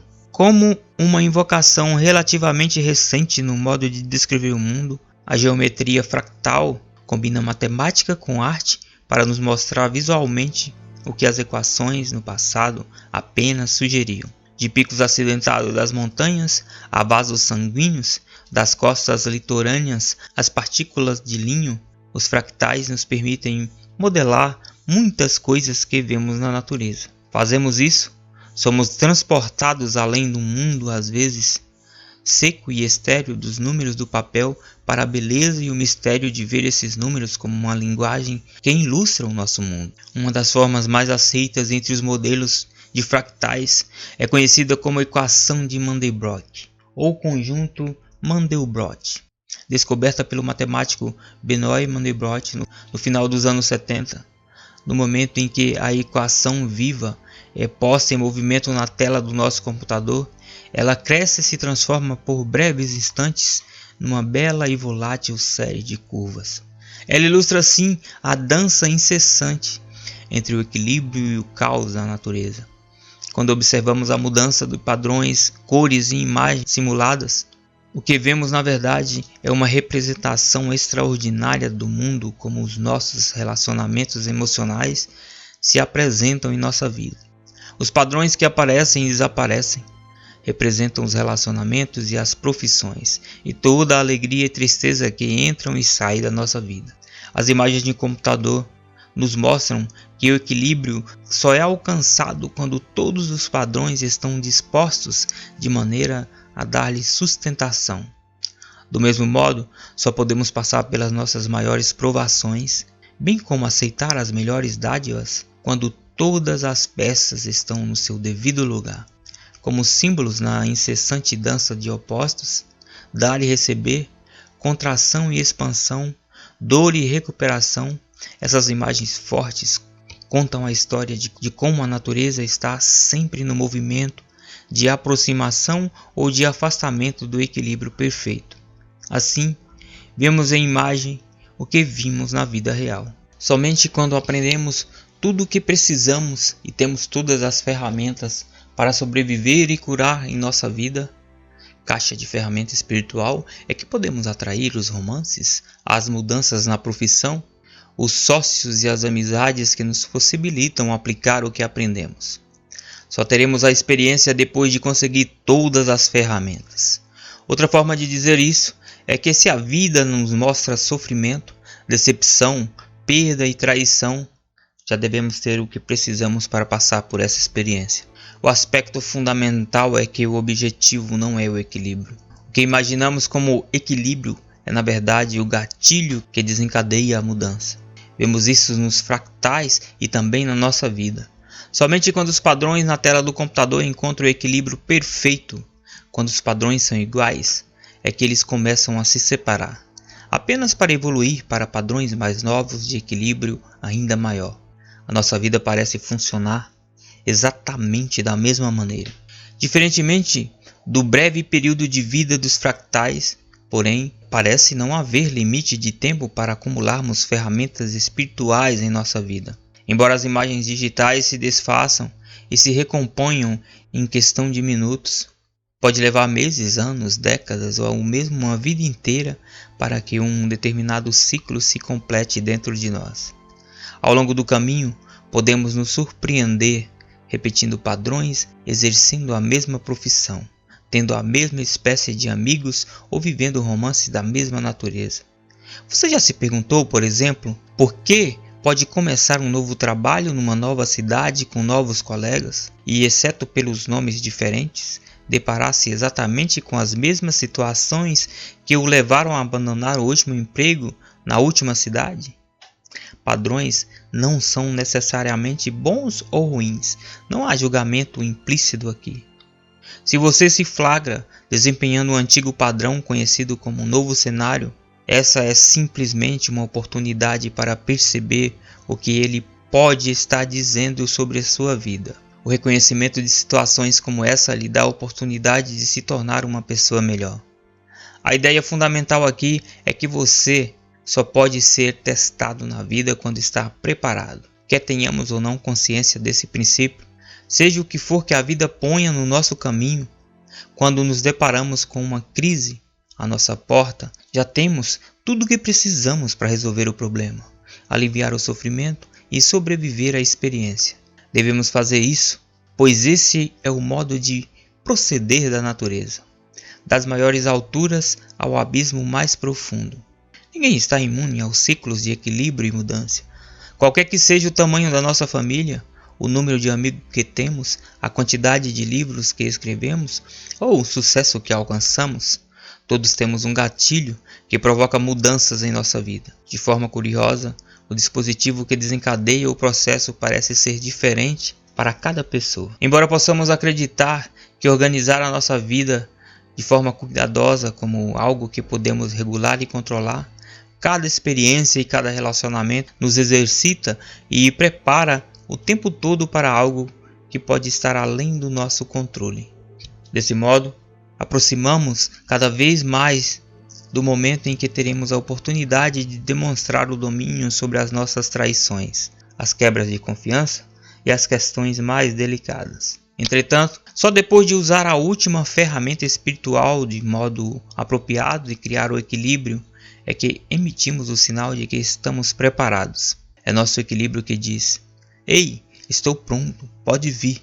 Agora estamos prontos para demonstrar ao universo o que aprendemos. Até aprendermos com a experiência, consciente ou inconsciente, as nossas provações podem ser tão sutis que nem mesmo as reconhecemos como provações.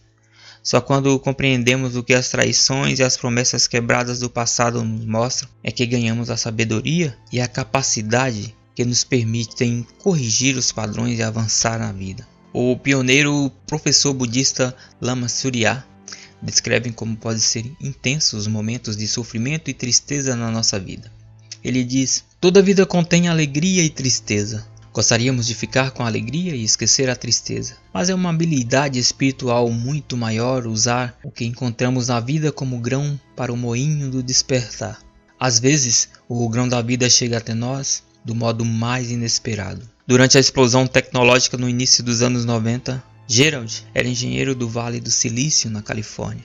Ele tinha 2 jovens e lindas filhas, e estava casado com uma mulher igualmente bela há aproximadamente 15 anos. Quando o conheci, sua empresa acabara de dar-lhe o prêmio pelo 5º ano do exercício profissional na tarefa de identificar e reparar defeitos de um tipo especializado de software.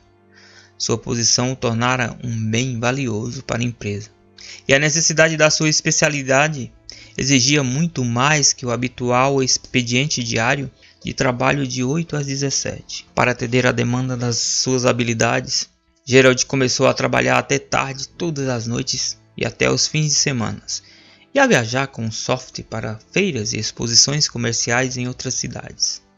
Logo, ele estava passando mais tempo com os colegas do que com a família. Eu podia ver a angústia em seus olhos ao descrever como seus familiares estavam ficando tão distantes. À noite, ao chegar em casa, sua mulher e filhas já estavam dormindo e de manhã ele já estava na empresa antes que elas acordassem. Em pouco tempo, ele começou a se sentir como um estranho em seu próprio lar. Sabia mais a respeito das famílias dos que trabalhavam com ele do que sua própria família. Foi quando a vida de Gerald começou a uma reviravolta dramática. Ele me procurou para uma sessão de aconselhamento quando eu estava escrevendo um livro sobre os espelhos dos relacionamentos e sua atuação em nossa vida. Mais de 2.200 anos atrás, os autores do manuscrito do Mar Morto identificaram 7 padrões específicos que podemos esperar em nossas interações com outras pessoas. À medida que a história de Gerald se desenvolvia, ficava evidente que ele estava descrevendo um desses padrões, que é o reflexo da vida do nosso maior medo, em geral conhecido como a noite escura da alma. Entre os engenheiros da empresa havia uma programadora brilhante, mais ou menos a idade dele. Ele fora designado como parceiro dessa mulher para executar tarefa que às vezes duravam dias e os obrigavam a viajar para cidades em todo o país. Em pouco tempo, ele teve a impressão de conhecer melhor essa mulher do que sua própria esposa. Nesse ponto da história, imaginei como tudo acabaria. O que eu sabia era porque Gerald estava tão perturbado e o que estava para acontecer com ele. Sem demora, ele acreditou que estava apaixonado por sua colega de trabalho e tomou a decisão de abandonar a esposa e as filhas para começar uma vida nova com ela. Essa decisão parecia fazer sentido na época, pois eles tinham muitas coisas em comum. Em poucas semanas, porém, sua nova parceira foi transferida para um projeto em Los Angeles. Em razão de alguns pequenos favores e por caminhos um tanto tortuosos, Gerald conseguiu uma transferência para o mesmo escritório. Imediatamente as coisas começaram a dar errado e Gerald achou que mais perdera do que ganhara. Amigos de anos dele e da esposa de repente começaram a se distanciar e a se esquivar-se. Seus colegas achavam que ele estava um tanto fora do juízo para abandonar a posição e os projetos a que tanto se dedicara. Seus próprios pais estavam irritados por ele ter desestruturado a sua família. Embora sofrendo, Gerald racionalizou que esse era simplesmente o preço da mudança. Ele estava pronto para uma nova vida. O que mais ele podia pedir? É nesse ponto que entram o espelho do equilíbrio e a noite escura da alma. No exato momento que tudo parecia encaixar-se, Gerald descobriu que tudo estava na verdade desmoronando. Em poucas semanas seu novo amor anunciou que a relação deles não era o que ela esperava. Ela rompeu repentinamente e pediu que ele fosse embora. No estalar de dedos, ele estava por sua própria conta, sozinho e arrasado. Depois de tudo que fiz por ela, como ela pode fazer isso? Lamentava. Ele abandonara a esposa, as filhas, os amigos e o emprego. Em resumo, havia deixado tudo o que amava. Quase em seguida ele começou a render menos no trabalho. Depois de várias advertências e uma avaliação de desempenho sofrível, seu departamento finalmente o dispensou. À medida que a história de Gerald prosseguia, ficou claro o que acontecera realmente. Sua vida fora das maiores alturas, com todas as perspectivas de um novo relacionamento, de um novo emprego, de um rendimento maior, para os abismos mais profundos, enquanto todos esses sonhos se desfaziam no ar. Na noite em que Gerald me procurou, ele fazia uma única pergunta: o que aconteceu? Como as coisas que pareciam tão boas acabaram de forma tão caótica? A noite escura da alma, reconhecendo o gatilho. Quando o conheci, Gerald havia perdido tudo que amava. O porquê disso é a chave dessa história. Em vez de soltar as coisas que amava porque se sentia completo e estava avançando, ele fez suas escolhas apenas quando acreditou que havia algo melhor para ocupar o lugar delas. Em outras palavras, ele não se arriscou. Por causa do medo de não encontrar nada melhor, ele manteve fisicamente seu casamento durante muito tempo depois de deixar a família de forma emocional. Há uma diferença sutil, porém significativa, entre deixar o nosso emprego, amigos e romance, porque estamos completos, e ficar com eles por medo de que não haja mais nada para nós. Todos os tipos de relacionamentos podem apresentar uma tendência para apegar-se ao estado atual das coisas até que algo melhor apareça.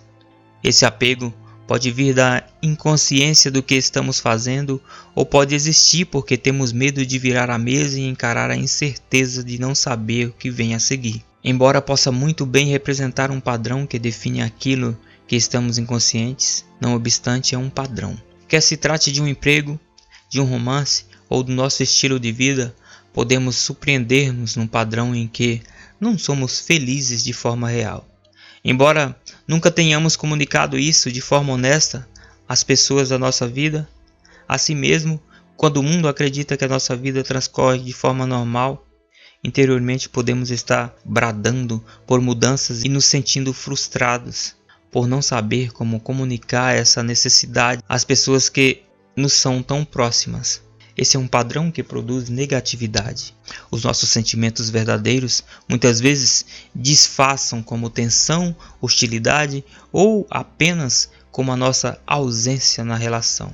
Todos os dias cumprimos as nossas obrigações profissionais ou compartilhamos a nossa vida e a nossa casa com outra pessoa. mas estamos de forma emocional distantes um do outro. Quer o problema seja com o chefe, com alguém que amamos ou com nós mesmos, nessas relações transigimos e esperamos. Então, certo dia, de forma bombástica acontece. Aparentemente surgindo do nada, as coisas mesmas que esperávamos e pelas quais ansiávamos aparecem de repente. Quando isso acontece, podemos ativar ela como se não houvesse um amanhã. No caso de Gerald, quando ele se mudou para outra cidade com seu novo relacionamento, deixou para trás um vazio não resolvido em que seu mundo entrou em colapso. Agora, depois de perder tudo que amava, ele estava sentado à minha frente com lágrimas em profusão rolando em suas faces. Como posso recuperar meu emprego e a minha família? Diga-me, o que devo fazer? Ao passar a caixa de lenços de papel que reservava numa das mesas próximas, exatamente para momentos como esse, eu disse algo que pegou o Gerald totalmente desprevenido. Neste momento da sua vida, não trate de recuperar o que você perdeu. Comecei. Embora possa acontecer precisamente isso. O que você criou para si mesmo vai muito além do emprego e da família. Você despertou uma força dentro de você que pode se tornar o seu aliado mais poderoso. E continuei. Quando eu tiver passado por essa experiência, você terá adquirido uma nova confiança que é inabalável. Você entrou num período da vida que os antigos conheciam e chamavam como a noite escura da alma. Gerald enxugou os olhos e recostou-se na cadeira. O que você quer dizer com isso? A noite escura da alma? Perguntou. Como eu nunca ouvi falar disso? A noite escura da alma é um período da sua vida em que você é arrastado a uma situação que representa aquilo que para você são seus piores medos. Respondi. Um período como esse geralmente chega quando você menos espera e normalmente sem avisar. O fato é, continuei, que você só pode ser levado a essa dinâmica quando seu comando de vida sinaliza que você está pronto. Então, exatamente quando a vida parece perfeita, o equilíbrio que você alcançou é o sinal de que você está pronto para a mudança. O chamariz para criar a mudança será algo pelo qual você anseia na vida, algo que você simplesmente não consegue resistir. De outro modo, você jamais daria um salto. Você quer dizer um chamariz como um novo relacionamento? Perguntou Gerald. Exatamente como um novo relacionamento, repliquei. Um relacionamento é o tipo de catalisador que promete que progrediremos na vida. Continuando, expliquei que mesmo sabendo que somos perfeitamente capazes de sobreviver a qualquer risco que a vida coloque no nosso caminho, não é da nossa natureza acordar de manhã e dizer: acho que vou abandonar tudo que prezo, que amo, para entrar na noite escura da alma. Tudo indica que não funcionaremos dessa maneira. Como normalmente acontece, as grandes provações da nossa noite escura parecem advir quando menos esperamos. Alguns anos atrás, encontrei um amigo que acabava de deixar a profissão, os amigos e um relacionamento no estado natal e mudar-se para as regiões no norte do Novo México. Perguntei-lhe por que havia deixado tudo para trás para fixar-se no isolamento do deserto. Ele começou dizendo que fora para as montanhas para encontrar o seu caminho espiritual. Logo em seguida, disse que não conseguia pôr-se a caminho porque as coisas não iam bem. Ele estava tendo problema com os negócios, com a família e com os amigos, que na verdade os deixavam para trás. Eu aprendi que não existe acasos na vida e que cada obstáculo que enfrentamos faz parte de um padrão maior. Enquanto ouvia a história do meu amigo, o desejo do meu cérebro de homem de consertar as coisas da vida compeliu-me a oferecer-me a minha perspectiva. Talvez esse seja o caminho espiritual, sugeri. Talvez o modo de resolver cada problema seja o caminho que você veio procurar aqui. Ele olhou para trás, pois estava se afastando, e disse simplesmente: talvez seja. A possibilidade de que a vida nos traga exatamente o que precisamos, exatamente quando precisamos, faz todo sentido. Assim como não podemos encher uma xícara com água sem antes abrir a torneira, ter uma caixa de ferramentas emocional é o gatilho que dá o sinal para a torneira da vida nos trazer a mudança. Até libertarmos o fluxo, nada pode acontecer. O outro lado dessa dinâmica é que, quando nos encontramos numa noite escura da alma, pode ser reconfortante saber que só podemos chegar a esse ponto na vida se nós mesmos acionarmos a chave. Conscientes disso ou não, estamos sempre preparados para qualquer coisa que a vida possa nos oferecer. Os nossos maiores medos. O propósito da noite escura da alma é levar-nos a sentir e curar os nossos maiores medos. O realmente interessante sobre a noite escura da alma é que, pelo fato de os medos das pessoas serem totalmente diferentes, o que parece uma experiência assustadora para uma pessoa pode não ser grande coisa para outra. Por exemplo, Gerald admitiu que seu maior medo era ficar sozinho. Na mesma noite, porém, eu havia conversado com uma mulher que me disse que ficar sozinha era sua maior alegria. Não é raro que as pessoas que temem ficar só se tornem mestres em relacionamentos em que sentem seus medos. Gerald, por exemplo, descreveu romances, amizades e empregos do seu passado que jamais teriam durado. Quando cada um terminava, ele acreditava que os relacionamentos haviam fracassado.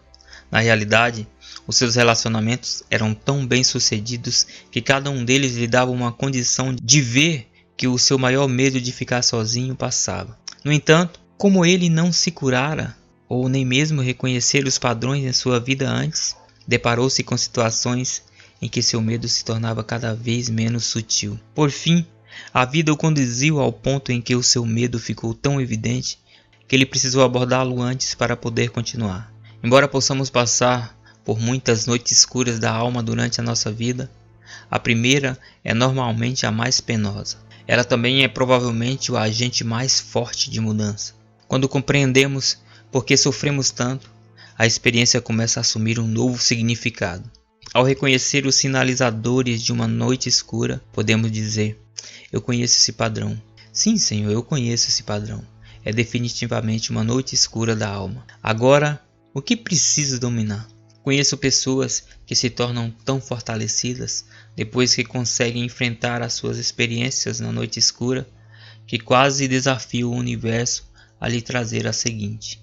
Elas fazem isso simplesmente porque sabem que, se sobreviverem à primeira, podem sobreviver a qualquer coisa. Somente quando temos experiências assim, sem compreender o que são ou por que passamos por ela, é que ficamos presos durante anos ou mesmo vidas a um padrão que podem literalmente roubar as nossas coisas que mais precisamos na nossa vida. É possível que sofrimentos não resolvidos possam encurtar ou mesmo pôr fim numa vida. A resposta pode surpreendê-lo. Por que morremos? Você já se perguntou por que morremos? Além dos motivos óbvios como guerras, assassinatos, acidentes, desastres naturais e escolhas equivocadas de estilo de vida, qual é a causa real, natural da morte dos seres humanos? Se somos, como sugerem as tradições espirituais, espírito de Deus em corpos de pó na terra, e se, como acredita a ciência médica, as nossas células são capazes de curar e substituir a si mesmas por inúmeras vezes, o que vem a ser realmente toda essa questão de desgaste do corpo? Por que as possibilidades de manter uma vida saudável, vigorosa e cheia de significado parecem voltar contra nós quando passamos daquela que é considerada a meia-idade e nos aproximamos da marca dos 100 anos? Tenho feito essa pergunta muitas vezes em seminários ao redor do mundo. Quando as razões listadas acima são aceitas, quase imediatamente as pessoas dizem que é a velhice que nos toma a vida. Nós simplesmente envelhecemos e as coisas deixam de funcionar. É uma resposta que eu ouço. À primeira vista, pesquisas sobre as razões médicas da morte parecem corroborar essa ideia. A maioria das pessoas percebe que os órgãos vitais começam a perder função com a idade. Confesso que posso não estar entre a maioria. Aliás, quanto mais pesquiso a condição do nosso corpo e o seu funcionamento, mais me convenço de que há alguma outra coisa envolvida no envelhecimento. Algo que não está sendo levado em consideração no nosso modelo médico atual. O autor reconhece que as razões pelas quais o nosso corpo degenera à medida que envelhecemos não são inteiramente compreendidas. Nenhuma teoria explica de forma suficiente todas as mudanças do processo de envelhecimento. Em outras palavras, ainda não sabemos realmente com precisão por que deterioramos à medida que o tempo passa. Conquanto, com toda a probabilidade, todos nós deixamos esse mundo em algum momento. É possível que estejamos superando a necessidade de envelhecer, sofrer e morrer pelas razões que as pessoas tradicionalmente aceitam. Somos milagres feitos para durar. Cientistas, profissionais da área médica e estudiosos concordam que o nosso corpo tem uma capacidade miraculosa de sustentar a vida. Dentre os estimados 50 trilhões ou mais de células que constituem a média dos seres humanos, a maioria delas tem comprovadamente a capacidade de autorregenerar-se e reproduzir-se muitas vezes num período da vida.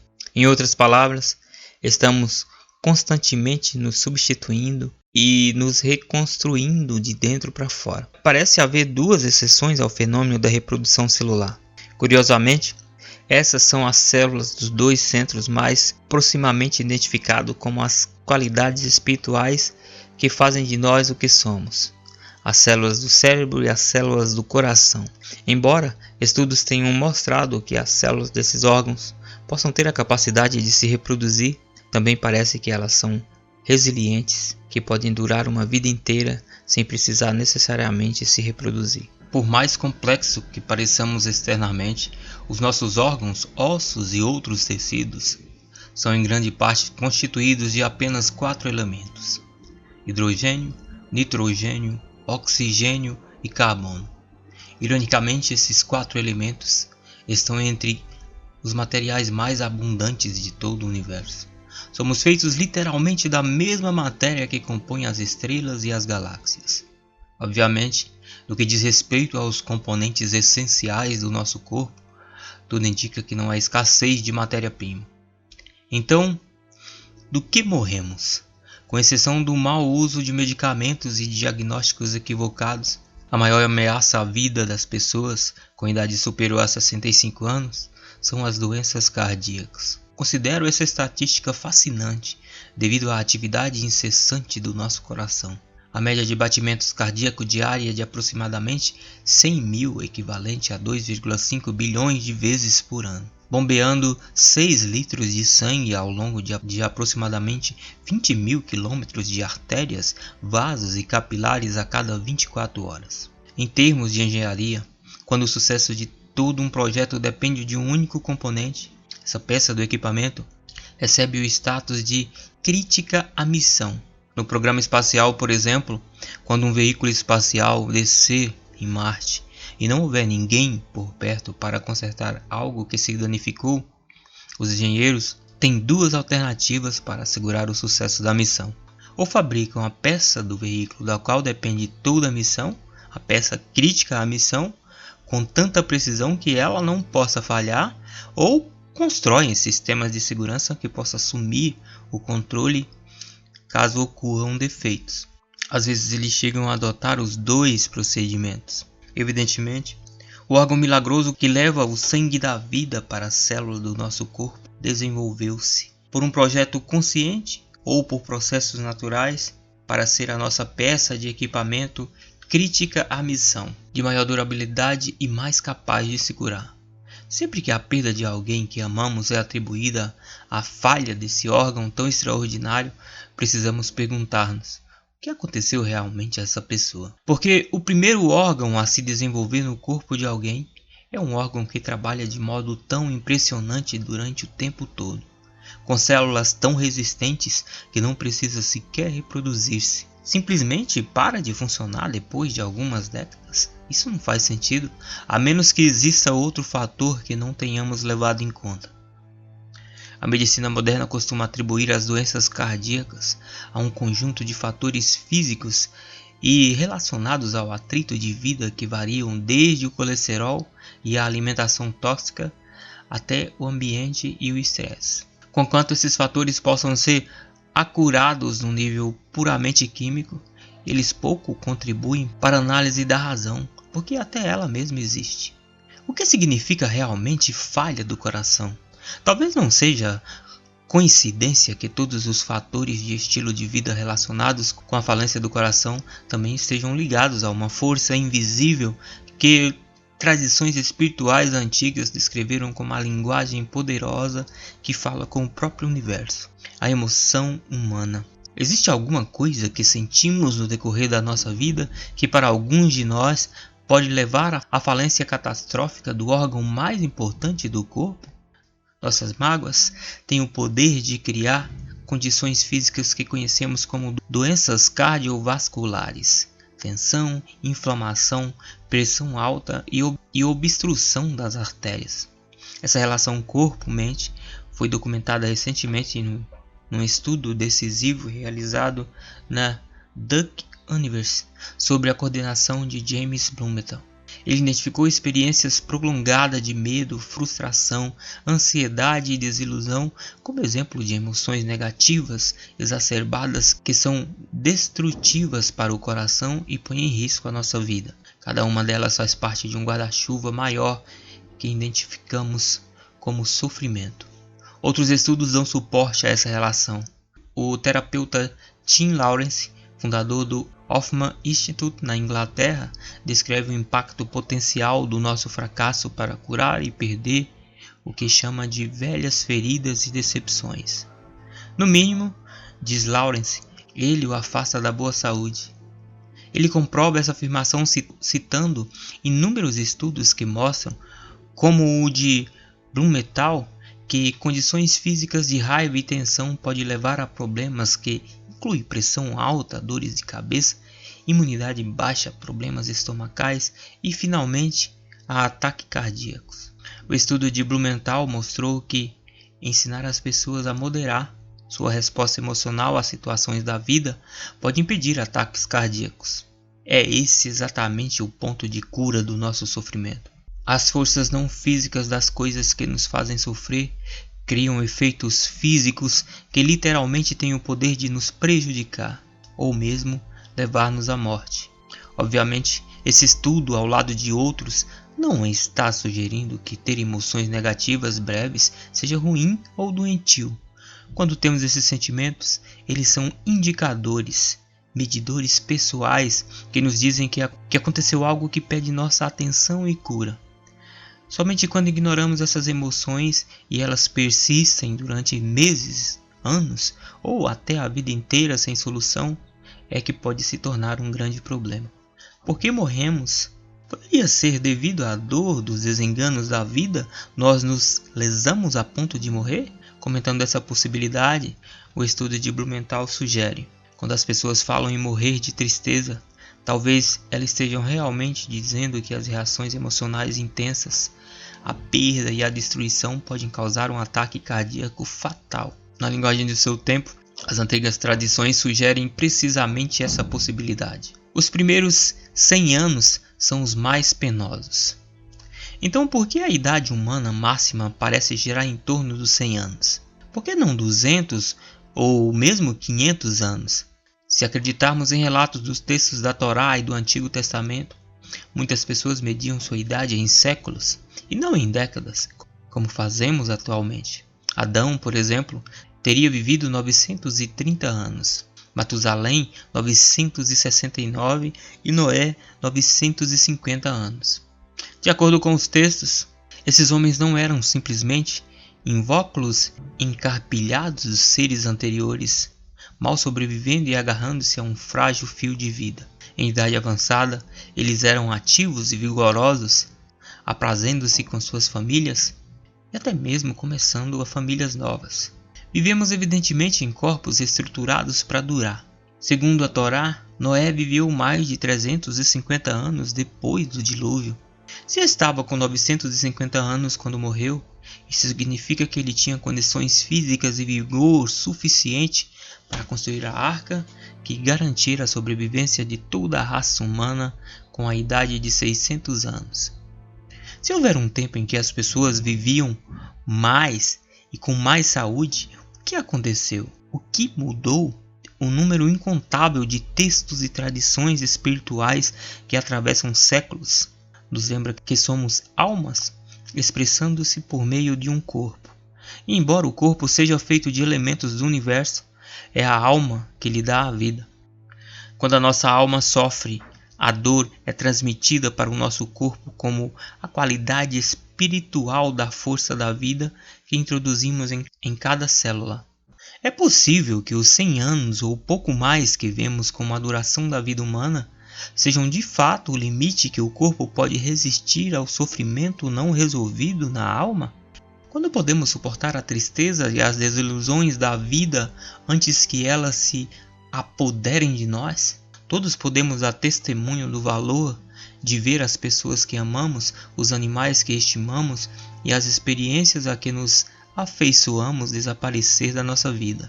Pode uma vida de perdas, decepções e traição ter o poder de inutilizar até mesmo o nosso órgão mais vigoroso e resistente, o coração? Ou quem sabe o nosso sofrimento seja mais antigo e mais profundo? Além dessas fontes evidentes de sofrimento, talvez exista outra menos óbvia, embora tão colossal e universal que sejam difíceis para nós até pensar sobre ela.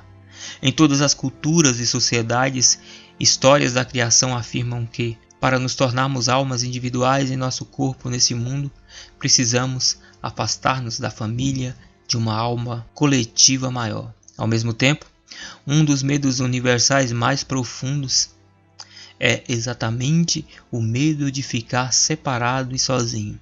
Talvez o grande sofrimento que subjaz a todos os outros seja a dor da separação de uma existência maior.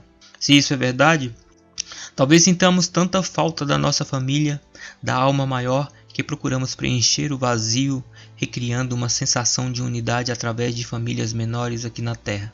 Não admira então que a perda dessa família seja tão devastadora. Isso nos remete novamente à dor do sofrimento original.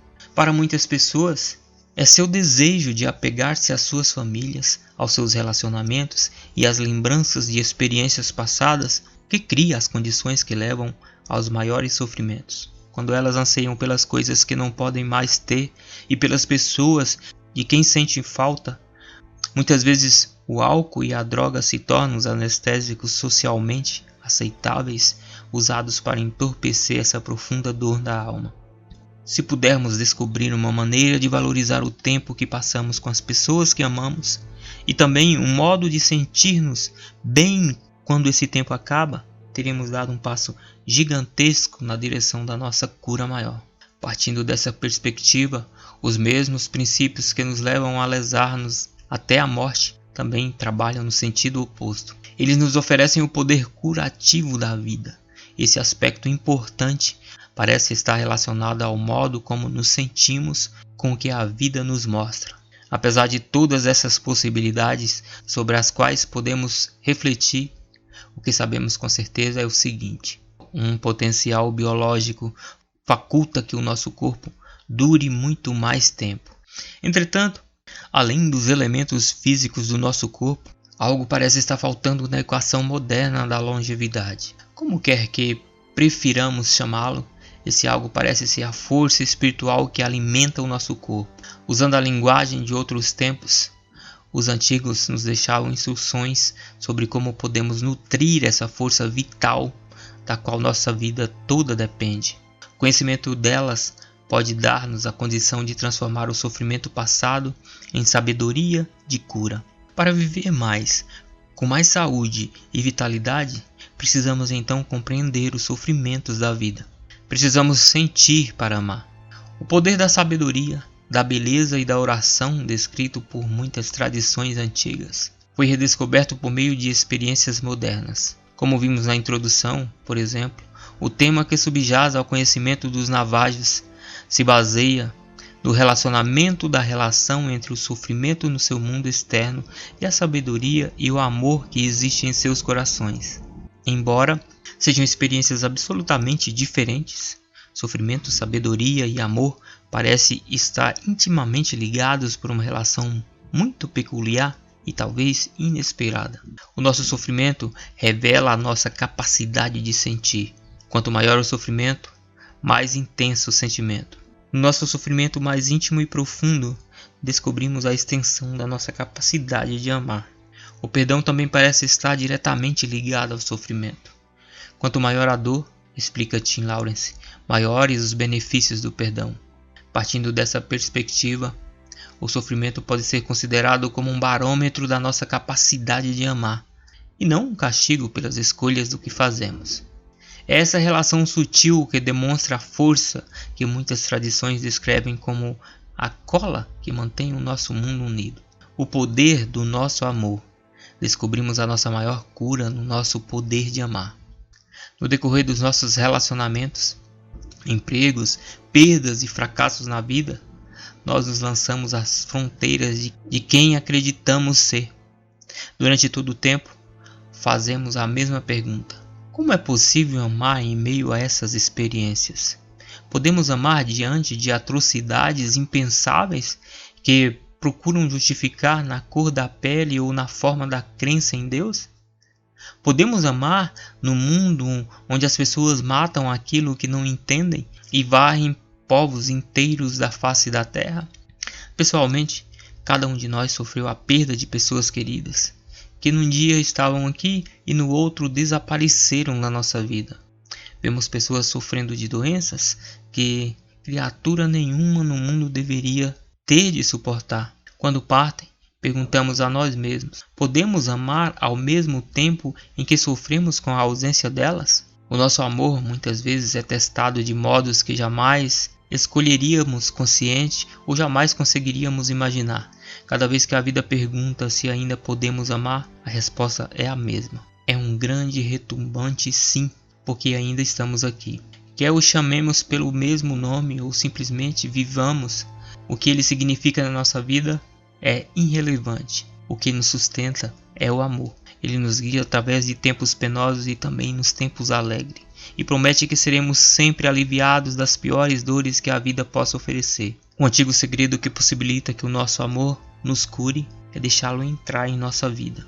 Para isso, precisamos descobrir uma maneira de transformar os nossos maiores sofrimentos em profunda sabedoria, transformando o sofrimento em sabedoria. Como parte do ciclo natural, as experiências de sofrimento e sabedoria parecem estar estreitamente relacionadas. Como o sofrimento provém do modo como interpretamos uma experiência, modificando a nossa forma de sentir sobre o que aconteceu, alteramos o nosso foco no ciclo. Quando uma experiência nos aflige tanto que é fácil negá-la, esquecê-la, de algum modo evitá-la, de vez em quando de encará-la de frente, podemos ficar facilmente paralisados em nossos sentimentos.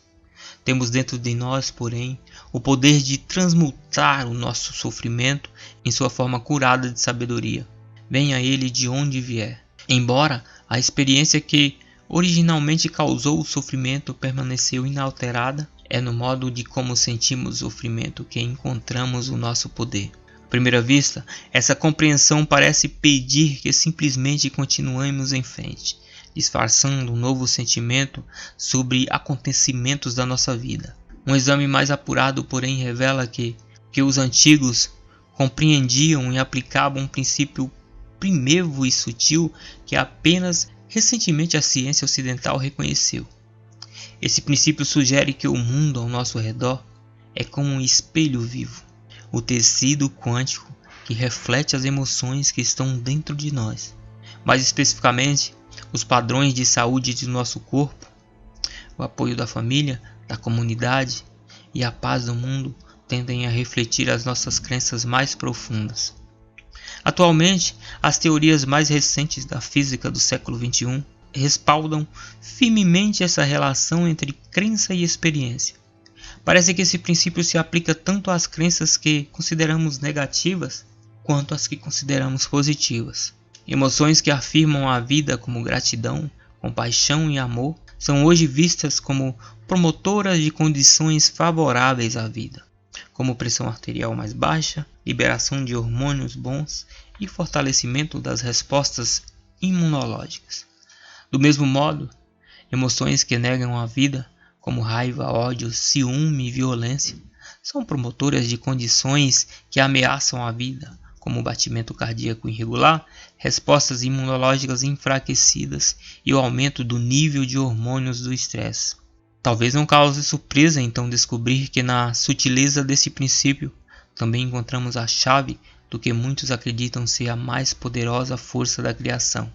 Na história da sua busca da verdade, Gurdjieff se viu num mosteiro remoto e recôndito, num país anônimo, onde foi convidado a permanecer até despertar um grande poder dentro de si mesmo. Fica aqui, disse o mestre, até adquirir a força em ti que nada possa destruir. Acredito que essa força era o amor, a sabedoria e a compaixão, que vem da cura do sofrimento. A chave que nos dá novo sentido às coisas que nos fazem sofrer é a mesma que nos possibilita ir além dos nossos julgamentos da vida. É o antigo poder da bênção. Capítulo 3. O terceiro segredo. Bênção é libertação. Muito além dos conceitos de certo e errado, existe um campo, e eu o encontrarei lá. Antigas tradições sugerem que a única diferença entre os anjos do céu e os anjos da terra é que os do céu se lembram de que são anjos. Quando amamos, muitas vezes fazemos isso com a abertura e a inocência de um anjo. É a mesma abertura que possibilita a passagem da dor. É por causa da nossa inocência que sentimos tão profundamente o sofrimento. De fato, se somos todos anjos, somos anjos muito poderosos. A nossa raiva e violência, como também o nosso amor e compaixão, certamente comprovam isso. Essas emoções mostram como podemos sentir intensamente e quanta energia positiva ou negativa podemos direcionar às coisas que produzem em nós sentimentos fortes. Quando vejo multidões enfurecidas nas ruas de qualquer país, matando e destruindo coisas que são tão importantes para elas, digo para mim mesmo, que anjos raivosos. Quer você acredite ou não que somos anjos, a realidade é que existe algo em nós que nos predispõe a sofrer emocionalmente de um modo sem paralelo em outras criaturas. Quando sofremos verdadeiramente, o poder da bênção é o segredo da cura. Às vezes, a vida questiona as crenças até das pessoas mais amorosas e piedosas. A respeito da sua fé em Deus, da tragédia na escola número 1 em Beslan, em 2004, o arcebispo de Canterbury disse: vemos toda aquela energia que as pessoas aplicam no ato de tanta maldade como esse. Então, sem dúvida, sim, surge uma dúvida. Creio que não seria humano não reagir desse modo. Embora possamos acreditar que existem razões espirituais para as tragédias do mundo, ainda assim precisamos descobrir um modo de compreendê-las. Muitas vezes, a oração é o antídoto recomendado para amenizar a dor das atribulações. Quando os grandes mestres espirituais nos convidam a tratar as angústias da vida com a oração, devemos fazer a pergunta óbvia: como fazer orações positivas quando estamos exasperados e feridos, só querendo que o nosso sofrimento cesse?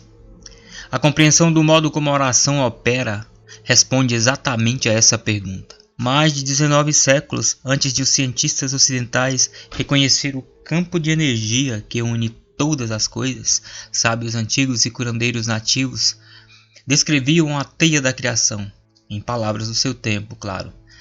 Na tradição Hopi, por exemplo, o antigo canto da criação descreve um tempo em que as pessoas da Terra lembrarão que a energia feminina da Mulher-Aranha é a teia que une o universo. Os sutras budistas falam de um lugar diante na morada celestial do grande deus Indra, onde tem origem a rede maravilhosa que nos liga ao universo. Evidentemente, a ideia de uma força unificadora que mantém tudo conectado era um tema comum. Se os antigos sabiam da existência do campo, é possível que também sabiam como usá-lo? Que segredos os nossos ancestrais conheciam no seu tempo que nós esquecemos no nosso? Preservada em textos, em tradições e em paredes de templos, os que nos precedem deixaram para nós menos que a descrição de um princípio quântico que estamos apenas começando a entender. Com essa descrição, recebemos instruções claras para produzir na nossa vida as forças belas e impetuosas. O mistério do espaço intermediário. Há um poder que reside no espaço intermediário, aquele instante sutil em que alguma coisa termina e a que se segue ainda não começou. Do nascimento e morte de galáxias ao início e fim de carreiras e relacionamentos, ou mesmo na simplicidade da inspiração e da expiração, a criação é a história de inícios e términos, ciclos que começam e acabam, expandem e contraem, vivem e morrem. Seja qual for a escala, existe entre o início e o fim uma fração de tempo em que nenhum dos dois processos acontece de forma interna. É desse modo que surgem a magia e os milagres. No instante intermediário estão todas as possibilidades e nenhuma foi ainda escolhida. Nesse lugar, recebemos o poder de curar o nosso corpo, de mudar a nossa vida e de trazer paz ao mundo. Todos os eventos nascem nesse mesmo momento mágico e poderoso. O mistério e as possibilidades do espaço que relacionam dois eventos são reverenciados há muito tempo nas tradições de sabedoria do passado. Tradições nativas da América do Norte, por exemplo, afirmam que 2 vezes por dia a Terra entra precisamente nesses reinos místicos. Encontramos um dos reinos imediatamente depois que o Sol desce na linha do horizonte. O segundo reino ocorre antes que o Sol reapareça no horizonte, depois do período mais escuro da noite. Ambos são momentos crepusculares, nem completamente dia, nem totalmente noite. As tradições sugerem que é durante esse período que ocorre uma abertura em que verdades profundas podem ser compreendidas. Grandes curas podem ocorrer e as orações têm a sua maior força. O antropólogo Carlos Castaneda, em sua obra clássica A Separate Reality, chamou essa abertura de fenda entre os mundos e a descreveu como um ponto de acesso aos reinos invisíveis de espíritos, demônios e poder. Cientistas modernos admitem o poder desse lugar. Para eles, porém, trata-se menos de dia, noite e tempo e mais da matéria de que o mundo é feito. Da perspectiva de um cientista, o que vemos como um mundo sólido à nossa volta é tudo menos sólido. Quando a sala de cinema local projeta uma imagem em movimento na tela à nossa frente, por exemplo, sabemos que a história que vemos é uma ilusão. O romance e a tragédia que nos emocionam profundamente são, na verdade, o resultado de muitos quadros imóveis projetados de forma muito rápida, um depois do outro, para criar a sensação de uma história contínua. Enquanto os olhos veem as figuras isoladas, quadro a quadro, o cérebro as agrupa naquilo que percebemos como um filme ininterrupto. A física quântica sugere que o mundo funciona da mesma forma. Por exemplo, o que vemos como o gol de futebol ou o triplo axel de um praticante de patinação artística num programa esportivo, numa tarde de domingo, em termos quânticos, é de fato uma série de eventos individuais que acontecem de forma muito rápida. Do mesmo modo que muitas imagens interligadas fazem um filme parecer real. A vida na realidade acontece como breves, minúsculas explosões de luz chamadas quanta. Os quanta da vida acontecem tão rapidamente que, a menos que o cérebro seja treinado para operar um modo diferente, como em algumas formas de meditação, ele simplesmente efetua a média dos pulsos para criar a ação contínua que vemos como os esportes de domingo. Nessa explicação simplificada da vida encontramos também um elemento fundamental para a nossa cura. Para que uma explosão de luz termine antes que a outra comece, deve haver, por definição, um momento intermediário.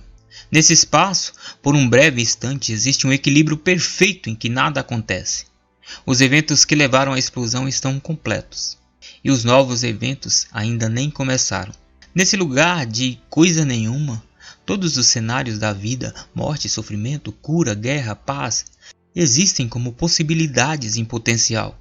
Esse é o lugar onde os sentimentos e orações se tornam as matrizes da nossa vida.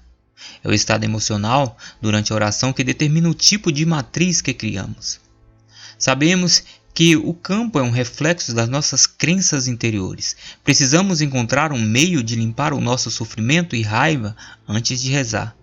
Se pensarmos sobre isso, veremos que faz muito sentido. Afinal, como podemos esperar que a mente de Deus reflita cura e paz se sentimos medo e sofremos? Assim, diante das fortes emoções de raiva, frustração, inveja e angústia, como podemos sentir alguma outra coisa para que as nossas orações tenham em todo o seu vigor? Como podemos deter as emoções negativas enquanto entramos no poderoso espaço intermediário? Para responder essa pergunta, devemos nos inspirar na sabedoria do passado. O campo de Rumi, além do julgamento. Não há dúvida quanto ao poder que os antigos autores nos manuscritos do Mar Morto atribuíram ao espaço intermediário. O Evangelho Essênio da Paz nos lembra, no momento entre a inspiração e a expiração oculta-se todos os mistérios. Como em outras tradições, as ordens mais elevadas dos ensinamentos essênios contêm instruções sobre o modo de usar o espaço intermediário como preparação para a oração. Especificamente, elas descrevem como podemos preparar a mente, o coração e o corpo antes de começar a rezar.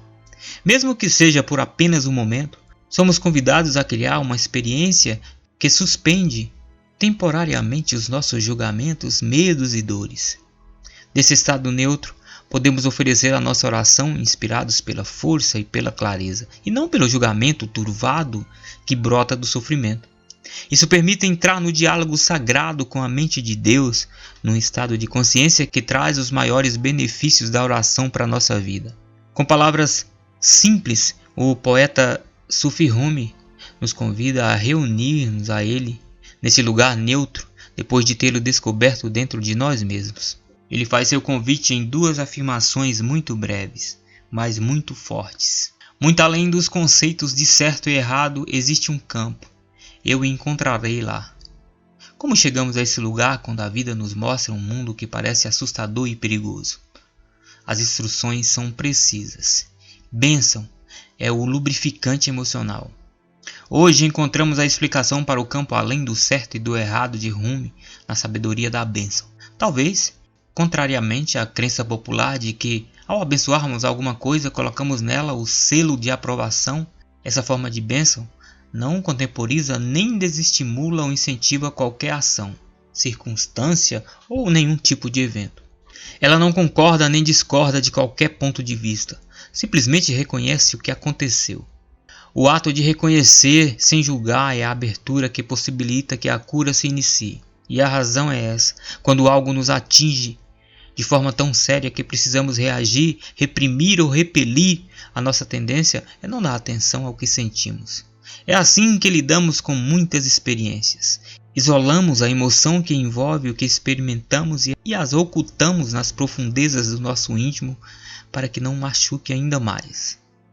Mas a dor não vai embora simplesmente. Ela fica onde a depositamos. Então, no momento em que menos esperamos, ela encontra um modo de retornar à superfície, muitas vezes de uma forma que nunca escolheríamos.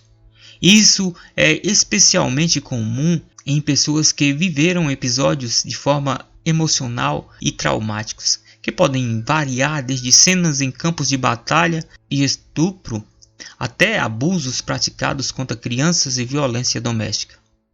A fúria desproporcional que pode emergir nesses momentos, muitas vezes, encontra suas raízes no choque de uma experiência vivida na infância que não foi possível resolver quando ela realmente aconteceu.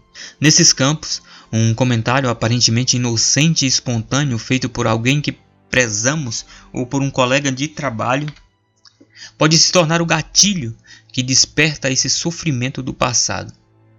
A nossa capacidade de reprimir é o mecanismo de defesa que nos permite prosseguir na vida, sem precisar lidar com o sofrimento imediato de algo que atinge os nossos sentimentos e a nossa sensibilidade. Ao mesmo tempo, as emoções que foram criadas dentro de nós ainda estão presentes, embora enterradas. Tim Lawrence vê o reconhecimento do sofrimento como um passo desconfortável, mas de certa forma necessário para a cura. É um processo de catarse emocional, diz ele, que dá à pessoa condições de superar o sentimento de ser tratada injustamente. Alguns podem achar que o mecanismo de defesa de disfarçar o sofrimento não funciona tão bem, de fato, que acreditam ter curado a experiência. Podem inclusive acreditar que esqueceram o que as fez sofrer no início. O corpo, porém, não esquece. Estudos mostram que o DNA e as células do nosso corpo estão em comunicação direta com os sentimentos que temos com relação à nossa vida. Para cada sentimento, o corpo cria uma química semelhante. Com a liberação de hormônios auspiciosos à vida, como o DHEA, que são danosos à nossa vida, como o cortisol, nos sentimos literalmente o que pode ser chamado de química do amor, a química do ódio. Sabemos intuitivamente que isso é verdade porque percebemos que a alegria e a estima têm uma influência positiva sobre o nosso corpo, fazendo-nos sentir cheios de energia e mais leves, ao passo que o ódio e o medo têm o efeito contrário. Algumas tradições holísticas sugerem, inclusive, que doenças como câncer são expressões de raiva, ressentimento e culpa não resolvidos que emergem de parte do corpo onde foram depositadas anos antes. Embora talvez não possamos provar isso de forma científica no momento, a correlação entre o trauma emocional e os órgãos a ele associados existe claramente merece mais estudo. Com essa compreensão em mente, parece que negligenciar as coisas que nos causam sofrimento pode ter efeitos prolongados que não nos interessam de forma absoluta. Faz sentido encontrar uma maneira de transformar algo que nos causa sofrimento numa experiência que nos seja proveitosa. Podemos fazer isso dando-nos conta desse algo e permitindo que se motive através do nosso corpo. É aqui que a bênção entra no processo de cura. Uma definição de bênção. A bênção pode ser descrita como uma qualidade de pensamento, sentimento e emoção que nos permite definir os nossos sentimentos sobre algo que está nos fazendo sofrer no momento ou que nos fez sofrer no passado.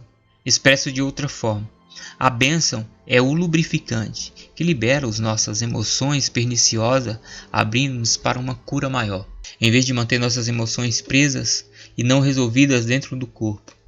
Nesse ponto de qualquer discussão sobre o que é a bênção, em geral sinto que é importante deixar muito claro o que ela não é. Quando abençoamos alguém que nos faz sofrer, é evidente que não estamos sugerindo que está tudo bem com relação ao acontecido ou que gostaríamos que voltasse a acontecer. A bênção não justifica nem desculpa qualquer atrocidade ou ato de violência. Não fixa um selo de aprovação num evento pernicioso, nem sugere que optaríamos por repeti-la de alguma forma. O que a bênção faz é libertar-nos das experiências dolorosas. Elas reconhecem que aqueles eventos, sejam quais forem, ocorreram. Quando fazemos isso, os sentimentos sobre essas experiências se movimentam através do corpo em vez de ficar presos nele. Assim, a bênção é a chave para chegar ao campo, além do certo e do errado, segundo Rumi. A bênção é a chave que dá acesso ao espaço intermediário. Ela suspende de forma temporária o sofrimento por tempo suficiente para que podemos substituí-lo por outro sentimento. Pelo ato de abençoar, você assume o poder de libertar os sofrimentos mais profundos da vida, até os sofrimentos mal resolvidos. A bênção faz isso, sem que precisemos ir às origens desse sofrimento, sem que precisamos reviver os sofrimentos repetidas vezes para chegar às suas raízes, ou que empreendamos uma busca incessante para entender por que as coisas aconteceram daquela forma. Conquanto essas alternativas possam dar resultado até certo ponto, e para algumas pessoas os simples atos de abençoar lhe dar o poder de mudar sua vida, sem necessidade nenhuma de outra habilidade além da que você já tem dentro de si mesmo. E ela faz isso no tempo de um batimento cardíaco. Quando podemos fazer as nossas escolhas e oferecemos as nossas orações no espaço de força e clareza, e não da fraqueza que resulta da raiva e da dor, algo maravilhoso começa a acontecer. Parece muito simples para que possa produzir efeito. Essa ferramenta poderosa pode ser tão simples ou tão complicada quanto queremos que seja. A razão por que a bênção funciona tão bem é muito fácil de entender.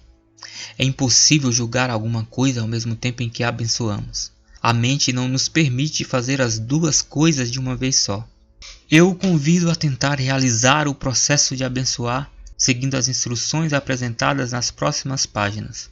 Pense numa pessoa, num lugar, numa experiência que lhe causou sofrimento no passado e aplique o procedimento. Você vai se surpreender com o poder, a eficácia e a simplicidade desse antigo segredo de bênção. Antes de abençoar, há um pré-requisito a cumprir antes que você possa abençoar. Porém, como preparação para aceitar a bênção em sua vida, você deve primeiro responder com toda a sinceridade e honestidade uma única pergunta. Você não precisa fazer isso formalmente ou diante de outra pessoa, a não ser que se sinta melhor procedendo assim. Essa pergunta é exclusivamente para você e o ajudará a perceber ainda mais onde está o seu condicionamento relacionado com os aspectos certo e errado da sua vida. A pergunta é a seguinte: estou preparado para ir além de uma reação visceral ou de uma antiga crença de que alguém deve pagar ou de que é preciso desforrar para reparar um erro? Em outras palavras, você está pronto para superar o tipo de pensamento que justifica prejudicar alguém porque você foi prejudicado? Se a sua resposta a essa pergunta for sim, então a bênção é para você e você gostará dos resultados que irá obter.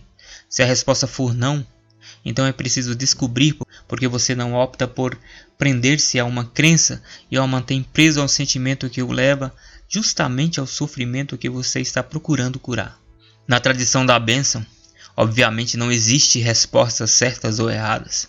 Elas têm unicamente o objetivo de ajudá-lo a deixar muito claro onde você se encontra em seus processos de pensamento e o que espera alcançar por meio de suas crenças.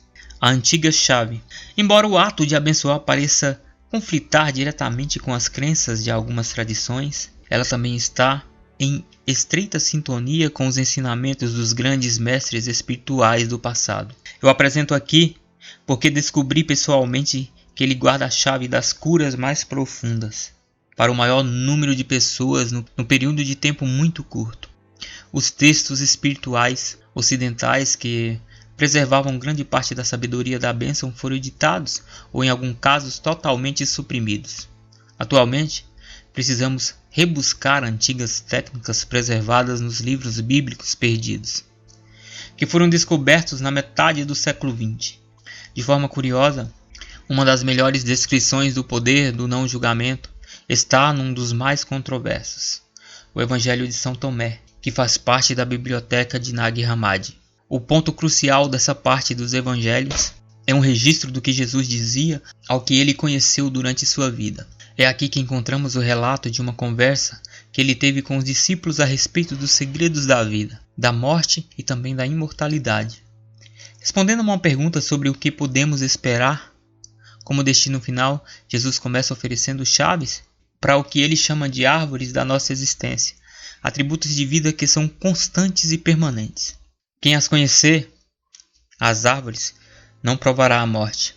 Ele diz: uma dessas chaves é a capacidade de precaver-nos contra um julgamento. Na elegância familiar que frequentemente encontramos na verdadeira sabedoria, Jesus descreve o estado de consciência neutra, dizendo aos seus discípulos o que devem fazer para entrar no lugar de imortalidade que ele chama de reino. Jesus diz: quando transformares dois em um, e fizerdes o interior como o exterior, e o exterior como o interior, e o de cima igual ao de baixo, quando fizerdes do masculino e do feminino uma só coisa, então entrareis no reino. Compreendemos de forma imediata o que ele está dizendo. Só quando podemos ver além das diferenças que julgamos, isto é, quando eliminamos as polaridades que produziram a separação das coisas no passado, que podemos criar para nós mesmos o estado de ser em que não provaremos a morte. Quando podemos ir além do certo e do errado, do bem e do mal que a vida nos mostra, encontramos a nossa maior força para nos tornar mais do que as coisas que nos fizeram sofrer. Embora a mente saiba que essas coisas podem existir num nível, é o sentimento em nosso coração que fala ao campo da mente de Deus e cria. Como mestre e curador, Jesus nos mostra assim como podemos transcender os nossos sofrimentos por meio de uma sabedoria no nosso coração. Apesar de outros ensinamentos sugerirem técnicas semelhantes às descritas por Jesus, talvez sejam as mais claras e concisas. Isso talvez se deva em parte às lições que ele assimilou durante o seu aprendizado em outras tradições espirituais. Embora São Tomé nos ofereça a essência dos ensinamentos de Jesus, as traduções modernas do seu evangelho nos deixam um pouco com a sensação de estarmos lendo no Reader's Digest uma versão condensada de ideias que poderiam ser muito mais expandidas. Ofereço a seguir uma explicação mais desenvolvida do processo de bênção de Jesus, elaborada a partir de uma compilação dos seus ensinamentos e das pregações de outros mestres espirituais. As instruções. As traduções ocidentais da Bíblia empregam simplesmente o termo bendizer ou abençoar, sem dizer como fazer isso ou, de certa forma, colocá-lo em prática de forma eficaz.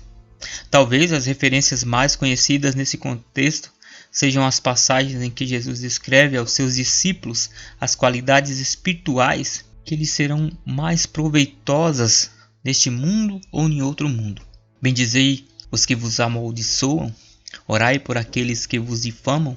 Por mais estranha que essas palavras possam parecer no mundo atual, em que é fácil confundir justiça com revide, só posso imaginar como era espantoso esse modo de pensar 2000 anos atrás. Nas traduções editadas, vemos esse tema repetindo-se em graus diversos ao longo dos ensinamentos de Jesus.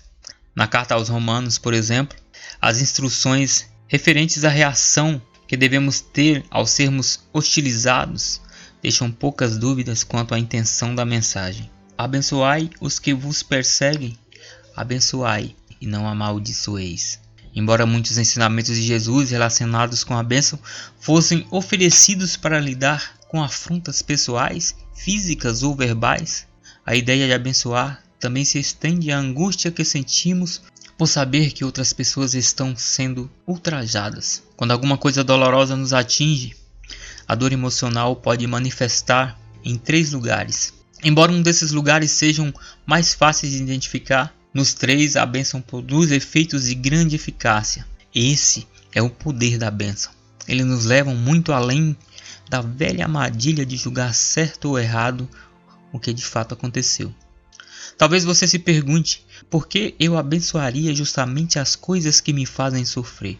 Essa é uma boa pergunta. Eu fiz para mim mesmo anos atrás quando descobri o poder da bênção. A resposta é clara e até enganosamente simples. Temos 2 escolhas relacionadas com o modo de lidar com os sofrimentos da vida. Podemos mascará-las e enterrá-las, deixando que aos poucos nos roubem as coisas que amamos, até finalmente nos destruir, ou podemos aceitar a cura que vem com a aceitação das agruras da vida, vivendo saudáveis e de forma revigorada. Pessoalmente acredito que essa é a intenção da afirmação que encontramos no Evangelho de São Tomé. Se fizerdes nascer o que está dentro de vós, ele vos salvará. Se não o fizerdes, ele vos destruirá.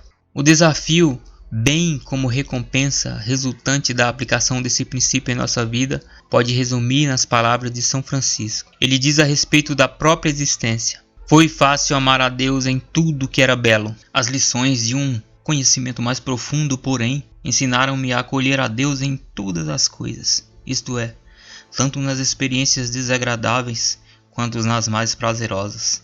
A escolha é nossa. Se escolhemos a cura, o caminho é a bênção. Quando tomamos a decisão de abençoar, deparamos com os 3 aspectos ou grupo de pessoas em cada uma das situações que pedem para ser abençoadas. Embora sempre possa haver exceções, de modo geral devemos abençoar os que sofrem a causa do sofrimento e os que testemunham e são esquecidos. Descrevo cada grupo de forma muito breve. Abençoar os que sofrem. Os primeiros a quem devemos dirigir a nossa bênção são evidentemente os que sofrem. Em alguns casos, como nas tragédias de 11 de setembro e de Beslan, a distância entre nós e os que estão sofrendo de forma atroz pode ser enorme. Em outros, como uma promessa quebrada ou traição da confiança de uma pessoa amada, o sofrimento pode estar em nosso próprio quintal, pois somos nós que estamos sofrendo.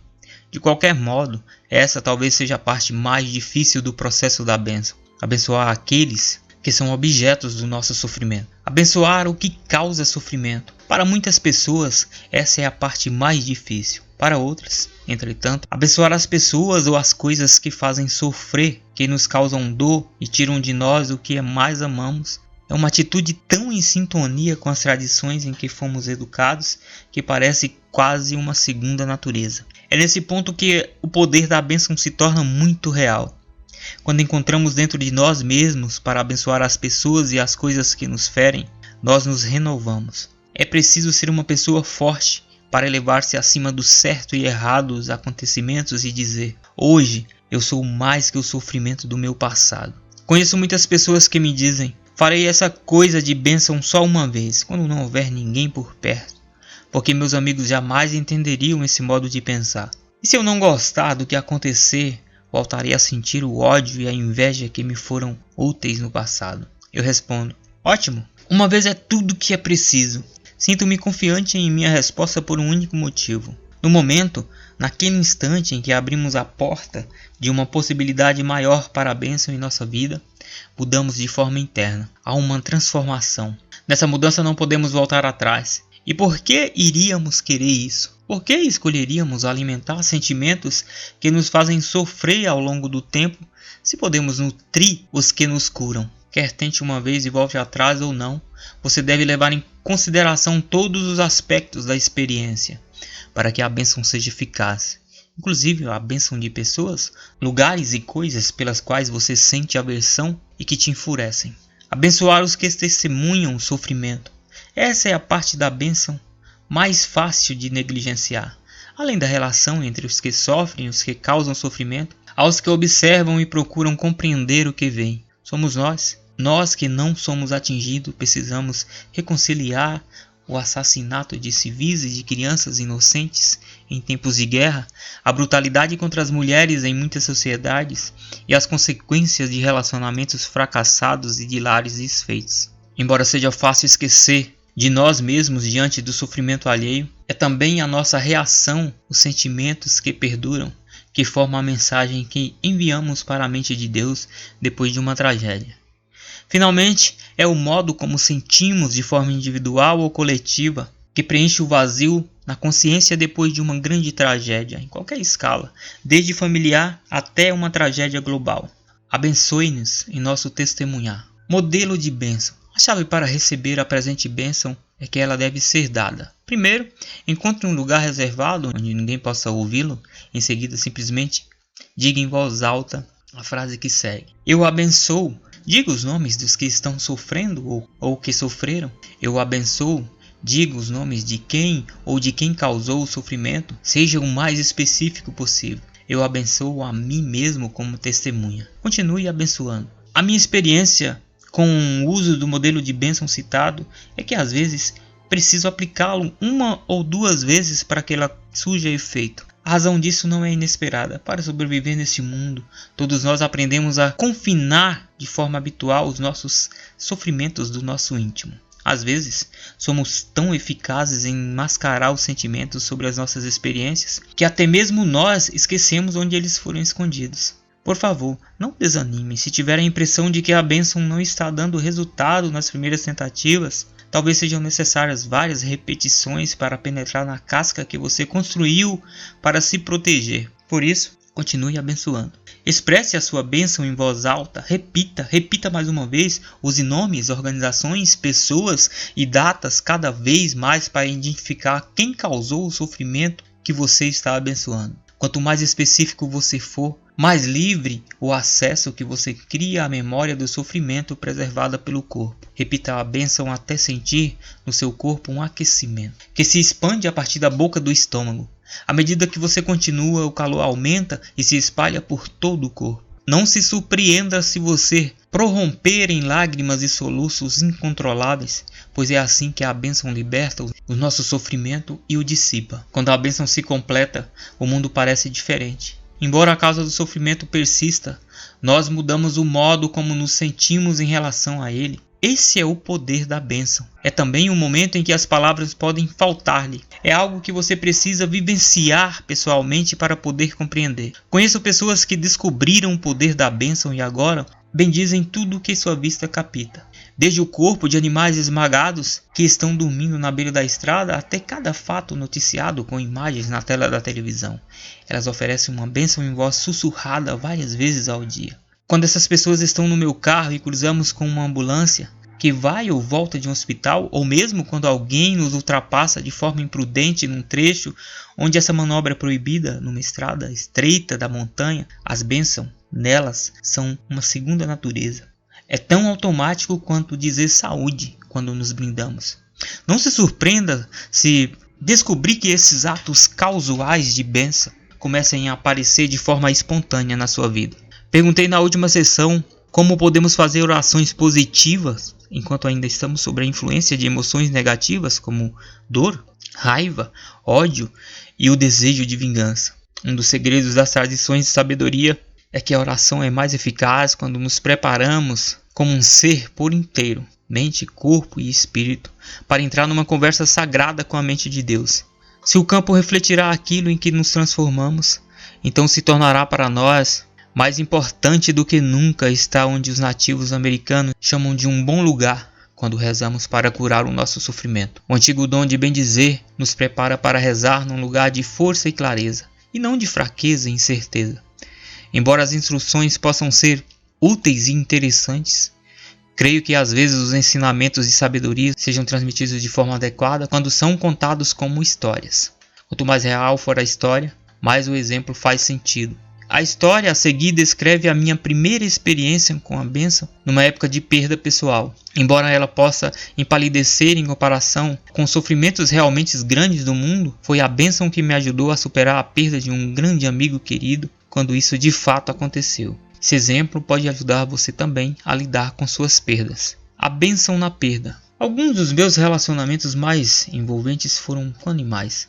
Durante uma semana, no início dos anos 90, eu estava ministrando um misto de seminário e retiro numa pousada em Monte Sacha, na Califórnia. Um gatinho preto que andava pela casa resolveu entrar no meu quarto e no meu coração. E dali não saiu mais. O meu novo amigo havia nascido 5 semanas atrás de uma gata jovem que procriara pela primeira vez e não conseguia alimentar os seus filhotes. Quando os empregados da pousada descobriram o que havia acontecido, acharam que todos os gatinhos tinham morrido. Alguns dias depois, porém, aconteceu um pequeno milagre. A mamãe gato saiu do seu esconderijo carregando um montinho de ossos e pele que sobrevivera todo esse tempo sem comer. O pessoal começou imediatamente a alimentar o gatinho na tentativa de restituir-lhe a saúde. Percebendo sua força mágica e vontade inabalável de sobreviver, eles o chamaram de Merlin. Achando o meu quarto naquela noite, Merlin miou e ronronou na porta até que cedi ao seu impulso de cuidar de cada animal do planeta e o deixei entrar. Durante a semana do programa ele dormiu comigo todas as noites e se sentou comigo todas as manhãs enquanto eu tomava o café no quarto. Equilibrado na borda da pia do banheiro, ele me observava fazer a barba e caminhava pelos meus diapositos de 35mm, numa época anterior ao PowerPoint, enquanto eu o preparava para o dia seguinte. Todas as manhãs, ele ficava na beirada da banheira enquanto eu tomava banho, apanhando com a boca as gotas de água que saltavam do meu corpo. Depois de uma semana, Merlin e eu éramos bons amigos. E eu me vi totalmente apegado ao pequeno milagre cheio de vontade de viver. Por uma série de sincronidades que ocorreram em seguida, Merlin e eu fizemos uma longa viagem até minha casa no deserto do Novo México. Ele logo se tornou a minha família e nos 3 anos seguintes esteve comigo todas as noites enquanto eu preparava o jantar. E cochilava ao lado do meu antigo computador Apple enquanto eu escrevia o meu primeiro livro. Certa noite, Merlin saiu como fazia habitualmente naquele horário. E eu nunca mais o vi. Era o verão de 1994, na semana em que um cometa enorme colidiu com Júpiter. Inicialmente pensei que ele saíra para dar uma volta e explorar o ambiente, como os gatos às vezes fazem, e logo voltaria. Talvez ele se orientasse pelo deserto, acompanhando as linhas magnéticas da Terra, como fazem os pássaros e as baleias. Os mesmos campos que foram perturbados pelo estranho efeito de Júpiter sobre os campos magnéticos da Terra. Esses poderiam ter sofrido alterações e levado Merlin para outro lugar qualquer. Ou pode ter sido por centenas de outros motivos. O fato é que Merlin desaparecera. Passados 2 dias, comecei a procurá-lo. Não atendi chamadas telefônicas e não fiz absolutamente nada durante quase uma semana em que vislumbrei os campos de Taos, no Novo México. Teria ele caído numa das armadilhas que os fazendeiros armavam para os coiotes que caçavam as suas ovelhas? Talvez ele estivesse preso num antigo edifício ou num poço sem conseguir sair. Durante dias, procurei em ninhos de corujas e examinei cada toca de texugo e esconderijo de coiote que pude encontrar. Por fim, parei de procurar Merlin e comecei a buscar vestígios dele. Sua pele ou a sua coleira, todos os meus esforços foram inúteis. Certa manhã, ainda na cama, logo antes de nascer do sol, meio sonhando, meio acordado, perdi simplesmente um sinal. Precisava saber o que estava acontecendo com meu amigo. Antes mesmo de concluir o pedido em minha mente, aconteceu algo que jamais ocorrera antes e nunca mais voltou a se repetir desde então. Do sótão de minha casa, ouvi um som que vinha de fora, depois outro e mais outro. Em segundos, vindo de todas as direções, envolvendo totalmente a propriedade. Ouvi um uivo inconfundível de coiotes, mais do que já ouvira em todos os anos em que residia naquele local. Durante o que pareciam minutos, eles uivavam e graniam, até que, tão repentinamente como haviam começado, silenciaram. As lágrimas corriam-me nos olhos, enquanto eu dizia em voz alta: acho que Merlin não está mais comigo. Nesse momento, vi o que aconteceram com meu amigo. Eu sabia que os coiotes a haviam apanhado e que eu nunca mais o veria. Mais tarde, no mesmo dia, comecei a ver coiotes por toda a propriedade, em plena luz do dia. Eu certamente os vira no passado, mas antes eles sempre haviam aparecido depois do pôr do sol ou pouco antes do amanhecer. Nesse dia eles estavam por toda parte, sozinhos, em grupos de 2 ou 3, filhotes com famílias, todos vagueando pelos campos. Eis o motivo por que contei essa história.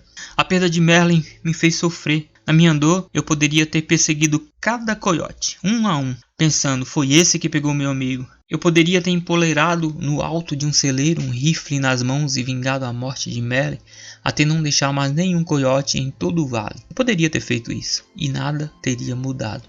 Merlin continuaria desaparecido. Eu não estava indignado com os coiotes. Eu apenas sentia falta do meu amigo. Sentia falta de sua personalidade e dos sons engraçados que fazia quando tocaiava, caça grossa, como as mariposas na porta da tela à noite.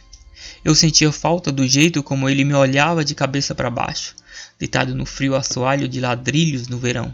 Naquela tarde, comecei a dirigir pela estrada de saibro empoeirada que serpenteia pelo vale e cheguei à rodovia principal. Foi nessa ocasião que tive minha primeira experiência de bênção. Subindo o vidro para que ninguém pudesse me ouvir, não havia ninguém a quilômetros de distância de qualquer modo.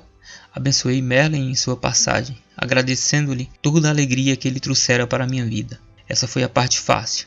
Em seguida, comecei a abençoar os coiotes, especialmente aqueles que lhe tiraram a vida. Em poucos instantes comecei realmente a sentir uma espécie de estranha afinidade com eles. Eu soube que o que aconteceram não era um ato intencional para me fazer sofrer. Eles simplesmente fizeram o que os coiotes fazem.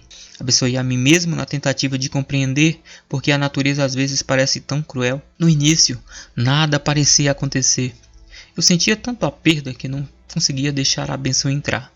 Depois de algumas repetições, porém, a mudança começou. A sensação começou como um calor no estômago e foi intensificando à medida que se espalhava por todo o meu corpo. Com os olhos cheios de lágrimas, comecei a soluçar de forma compulsiva. Dirigi para o acostamento e fiz tudo o possível para abençoar até esgotar todas as minhas energias. Eu soube por aquele dia a bênção estava completa.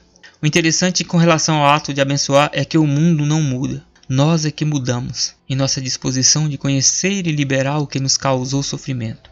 O mundo parece diferente e nós nos tornamos pessoas mais fortes, mais saudáveis. De forma curiosa, depois da paz que eu celebrei com os coiotes naquele dia, embora eu os ouça à noite, de vez em quando, nunca mais vi um deles sequer cruzar os limites da nossa propriedade. Entretanto, no ano passado, vi outro gato de uma raça diferente, meu primeiro leão da montanha vivo. Ele passou por baixo da cerca e chegou ao meu quintal. Embora a história de Merlin possa parecer um exemplo insignificante, eu o ofereço porque é real e profundamente pessoal. O princípio de abençoar que descrevi para Merlin produz efeitos com relação a qualquer sofrimento que você possa sentir, seja em âmbito local, seja em âmbito global. Tive recentemente a oportunidade de testar o poder da bênção por ocasião de um dos atos mais chocantes e horrendos que testemunhei como adulto. Como anteriormente, ela foi o recurso que me permitiu manter a fé no mundo e me deu energia para prometer fazer deste mundo um lugar melhor do que este em que vivemos hoje. Senti o meu corpo ficar tenso em resposta ao que eu ouvira. Um civil americano que trabalhava no Iraque acabava de ser executado, a cabeça decepada e jogada à beira da estrada, sem nenhuma dignidade ou respeito que merece a vida humana em qualquer lugar do mundo. Eu estava na Europa, numa viagem para divulgar um livro, quando a CNN Internacional noticiou o brutal assassinato. O âncora do jornal comentou que, embora as agências noticiosas em outras partes do mundo estivessem mostrando o vídeo e as fotografias para documentar um crime, a CNN optara por não fazê-lo. Em lugar das imagens reais, o repórter fez um relato detalhado do que ele tinha visto no vídeo. Como eu sou uma pessoa muito visual, para mim essa escolha talvez tenha sido ainda pior do que as próprias fotos.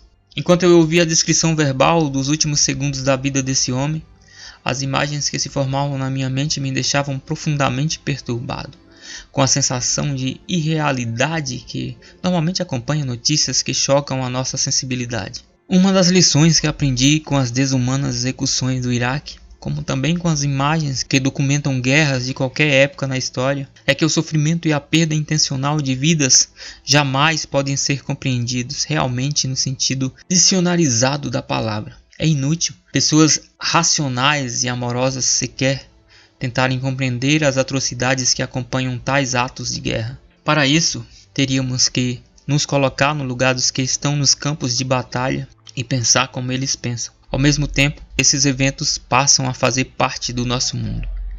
Eles são uma realidade que vem acontecendo. Sempre que pergunto à plateia quantas pessoas mudaram seus hábitos de assistir aos noticiários, o número de mãos erguidas é revelador. Em cada plateia, sem exceção, é cada vez maior o número de pessoas que afirmam assistir menos às notícias do que as que abandonaram de vez. Em resposta à minha pergunta seguinte, por quê? Eles dizem que é tudo muito deprimente e doloroso. Não querem mais que elas mesmas e suas famílias sejam bombardeadas por imagens de crueldade e sofrimento e pela sensação de que não há nada que possam fazer para mudar as coisas. Embora evitar as investidas diárias do terror dos noticiários possam propiciar uma trégua, na melhor das hipóteses, ela é de curta duração.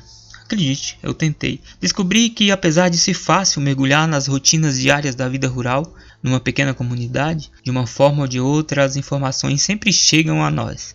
Os acontecimentos do mundo continuam. Num determinado momento, detalhes de grandes notícias chegam de forma veloz, na forma de perguntas como "Você ouviu?", por meio da comunicação verbal, de um artigo de revista ou de manchetes de um jornal. De repente, temos de encarar exatamente as situações que esperávamos evitar. Quando nos deparamos com situações assim, o que podemos fazer? Simplesmente desviar a atenção não é a resposta. Embora não possamos mudar o que a vida nos apresenta, precisamos descobrir onde os fatos se encaixam para poder continuar. Quer sintamos o sofrimento do mundo ou a dor causada pela perda de pequenas coisas que amamos, o poder da bênção opera do mesmo modo. Vivi as minhas maiores experiências de bênção em momentos de perda. Da morte repentina do meu pai e da nossa relação não resolvida, ao fim de 2 casamentos e a traição da confiança por parte dos que me eram mais próximos. Posso partilhar o processo da bênção de um lugar de convicção, porque sei que ela é eficaz. A minha oração é que ela traga resultados positivos também para você e se torne uma amiga em tempos de necessidade. Capítulo 4. O quarto segredo. A beleza transforma. A beleza é a eternidade contemplando a si mesma no espelho. Mas tu é a eternidade e tu és o espelho. Khalil Gibran. A beleza pode ser uma das experiências humanas menos compreendidas. Porém, ela é a mais intensa. Relatos antigos das nossas tradições mais veneradas atribuem à queda de anjos do céu a incapacidade deles de resistir à beleza das mulheres recém-criadas da nossa espécie, as filhas do homem. Podemos ver na Bíblia que o profeta Enoque, uma das pedras angulares da primitiva igreja cristã, revela a identidade dos principais anjos, líderes de 200 outros que não conseguiram resistir à beleza da mulher terrestre. Com nomes como Samiasa, Ramuel e Turiel, esses perfeitos sabiam que coabitar com mulheres mortais significava violar as regras do cosmos. Para eles, porém, a experiência sensual que almejavam excedia o risco de perder a imortalidade. Nas tradições bíblicas posteriores, foi a beleza de uma mulher, Dalila, que levou ao amor, à confiança, à traição e finalmente à morte de Sansão, um dos homens mais fortes da terra. A história é a história da nossa relação com a beleza, seu poder e fascinação. As distâncias que percorremos no encalço, o nosso anseio de alcançá-lo, as testemunhas de apanhá-lo e a crença de que podemos de algum modo dominá-lo, no decorrer do nosso tempo, estivemos sempre pressionados para definir a qualidade mais elusiva da experiência humana. O que é a beleza exatamente? O mistério da beleza. A beleza tem significados diferentes para pessoas diferentes. Quando pedimos que a definam, quase sempre a resposta se baseia na experiência pessoal. O que ela significa para elas na sua vida. Para um cientista, a beleza pode se apresentar-se na forma de uma solução elegante para uma equação matemática. Um fotógrafo, por sua vez, pode ver a beleza no surpreendente contraste entre a luz e as sombras no mesmo enquadramento. Albert Einstein via a beleza como expressão de uma ordem superior na criação, afirmando, por exemplo, a música de Mozart é tão pura e bela que a vejo como um reflexo da beleza interior do universo. É evidente que a experiência de cada pessoa com a beleza é singular e única. Por isso, Há tantas definições para a experiência da beleza quanto são as pessoas que a vivem. Seja qual for a definição que lhe demos, como força, experiência, qualidade, julgamento ou percepção, o poder da beleza é real. Na presença dela nós mudamos. Embora seja evidente que podemos não saber exatamente o que ela é, também é evidente que podemos explicar o que sabemos sobre o poder da beleza para curar o sofrimento, a dor e o medo na nossa vida. Se, como as antigas tradições sustentam, a beleza é uma força em si mesma, ela talvez seja a mais estranha das forças da natureza. De forma diferente da gravidade e do eletromagnetismo, que podem existir conosco ou sem nós, o poder da beleza parece estar dormente até darmos atenção. Embora ela possa muito bem ter o poder de mudar o mundo, esse poder está adormecido até que o despertemos. E nós somos os únicos que podem despertá-lo. Como a única forma de vida com o poder de experimentar a beleza, ele só é despertado quando o reconhecemos em nossa vida. Partindo dessa perspectiva, a beleza é mais do que as coisas agradáveis aos nossos olhos. É uma experiência do coração, da mente e da alma. A beleza vem da nossa disposição de ver a perfeição no que em geral chamamos de imperfeições da vida. Embora a traição da confiança, por exemplo, possa nos decepcionar inicialmente, parte da decepção pode desaparecer quando consideramos que também nós podemos ter traído outras pessoas de maneira diferente ou em outros tempos. A beleza nesse caso está na compreensão dessas experiências que voltam para nós, às vezes das maneiras mais imprevisíveis. Para encontrar a beleza em cada experiência, talvez o nosso papel seja menos o de criá-lo do que tomar consciência de que ele já está ali. A beleza está sempre presente em todas as coisas. Podemos encontrá-la inclusive em lugares onde acreditamos que ela jamais poderia estar. Nos momentos em que descemos às profundezas da alma, em busca de forças para dar novo sentido às coisas que mais nos fazem sofrer, descobrimos a imensa sabedoria transmitida pelos antigos mestres. Essa sabedoria nos lembra simplesmente de que a capacidade de enxergar a beleza é uma escolha. A escolha que se apresenta em cada momento de cada dia é até de forma exclusiva o que temos diante de nós no momento, por seus próprios méritos, sem compreender uma experiência com outra. É assim que plantamos as sementes na nossa consciência, que se tornam os ímãs que atraem mais beleza para a nossa vida. Quando comparamos a nossa experiência real com a ideia do que acreditamos que a beleza deveria ser, acabamos vendo tudo o que conseguimos imaginar, menos a beleza do momento. A tradição dos navajos lembra-nos esse princípio numa frase simples: a beleza em que baseias tua vida. Criamos cada um de nós o nosso próprio padrão e com ele mensuramos a beleza na nossa vida. A questão é: o que você usa como padrão para medir o equilíbrio, o sucesso e o fracasso na sua vida? Qual é o seu termo de comparação para a beleza? A beleza está onde a colocamos. No início era quase imperceptível. Andando com o nosso grupo numa praça do distrito histórico de Katmandu, eu me habituara com os encontrões e cotoveladas que sempre acontecem em espaços apinhados de gente. Para acostumar o corpo às alturas do Tibete, havíamos programado uma parada de 48 horas no interior do Nepal, num lugar situado a cerca de 1.200 metros acima do nível do mar.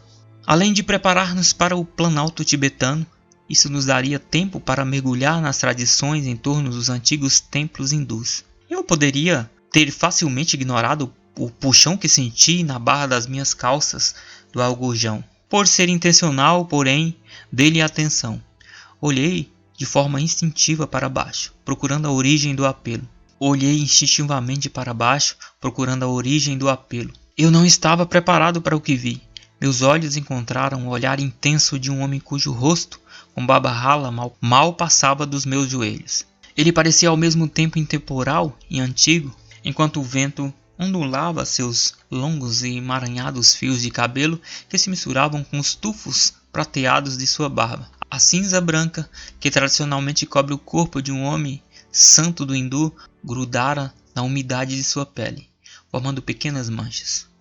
Por baixo estava um corpo negro, marcado e deformado, escurecido ainda mais por anos de exposição ao sol escaldante das alturas. Precisei de alguns instantes para entender o que os meus olhos viam. Ao procurar abaixo da cintura o lugar onde as pernas do homem deveriam estar, Tudo o que vi foi a dobra solta de uma tanga suja arrastando no chão. No lugar das pernas havia um pedaço de tábua com rodinhas presas no lado de baixo, encardida por anos de uso. A tábua rolante parecia ser um único meio de locomoção. Assustado, dei um passo para trás. Sem desviar os olhos dos meus, o homem colocou lentamente as duas mãos no chão, manteve o equilíbrio sobre a prancha e empurrou-se habitualmente na minha direção. Olhei ao redor para ver se alguém mais havia percebido o que eu via. Todos à minha volta pareciam totalmente alheios ao que estava acontecendo ali, bem ao lado deles.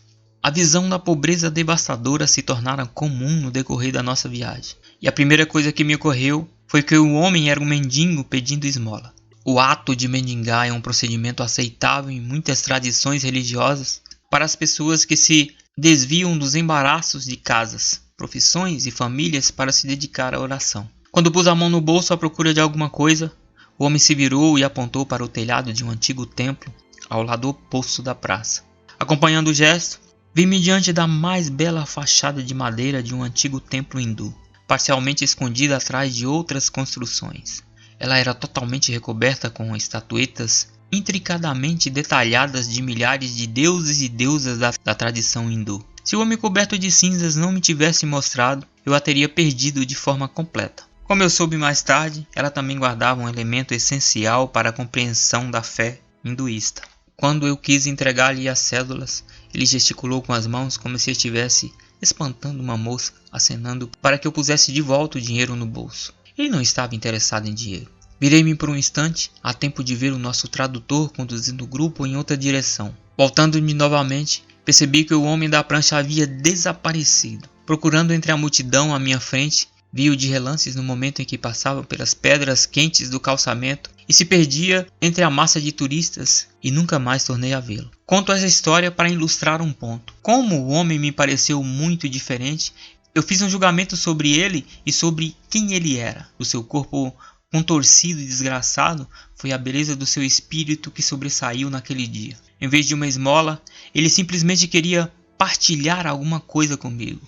Ele me mostrou uma parte do seu mundo que de outra maneira eu não teria visto. E ao fazer isso, deu-me uma lição sobre o meu próprio julgamento. Demonstrou também que a beleza só se revela quando lhe damos condições para isso. É interessante como o universo nos traz lições quando menos esperamos. Em geral, parece que elas chegam logo depois que passamos por experiências intensas, como atestar-nos para ver se realmente aprendemos. Foi isso que aconteceu no Tibete. Poucos dias depois dessa ocorrência em Katmandu, o nosso ônibus entrou numa aldeia nas montanhas e estacionou no antigo quartel militar que havia sido se transformado em alojamento para viajantes. Um homem curvado, de aspecto envelhecido, subiu no ônibus assim que passamos e pegou todos nós um tanto de surpresa. Se observarmos, podíamos ver claramente que ele era velho, tinha apenas 2 ou 3 dentes e os olhos eram fortemente estrábicos. No começo, pensamos que poderia ser outro mendigo das ruas, mas quando alguém do grupo lhe ofereceu alguns yuanes chineses, que era a moeda corrente no local, ele recusou. Em vez disso, começou a retirar as malas mais pesadas de dentro do ônibus para nos poupar dessa tarefa. Quando ele terminou de colocar cuidadosamente a última mala na calçada diante do alojamento, eu quis dar-lhe uma gratificação. Ele certamente havia merecido. As nossas malas pareciam ficar maiores e mais pesadas a cada cidade que visitávamos. Ele recusou novamente. Erguendo os olhos, abriu um sorriso enorme, virou-se e foi embora. Pronto, tudo o que ele queria era que ficássemos satisfeitos com sua aldeia e aproveitássemos o que ele tinha a oferecer. Não esperava nada em troca. A verdadeira surpresa aconteceu quando perguntei ao proprietário do albergue a respeito do funcionário que, de certa forma, foi tão gentil com a gente. Ele informou que não havia empregados para ajudar com as malas. Esse homem era simplesmente alguém das ruas que de forma casual estava na pousada quando chegamos e se ofereceu para ajudar. Novamente a perfeição da beleza interior resplandeceu através das imperfeições desse homem e dos nossos próprios julgamentos. Ele ofereceu um serviço amoroso, não pedindo nada em troca.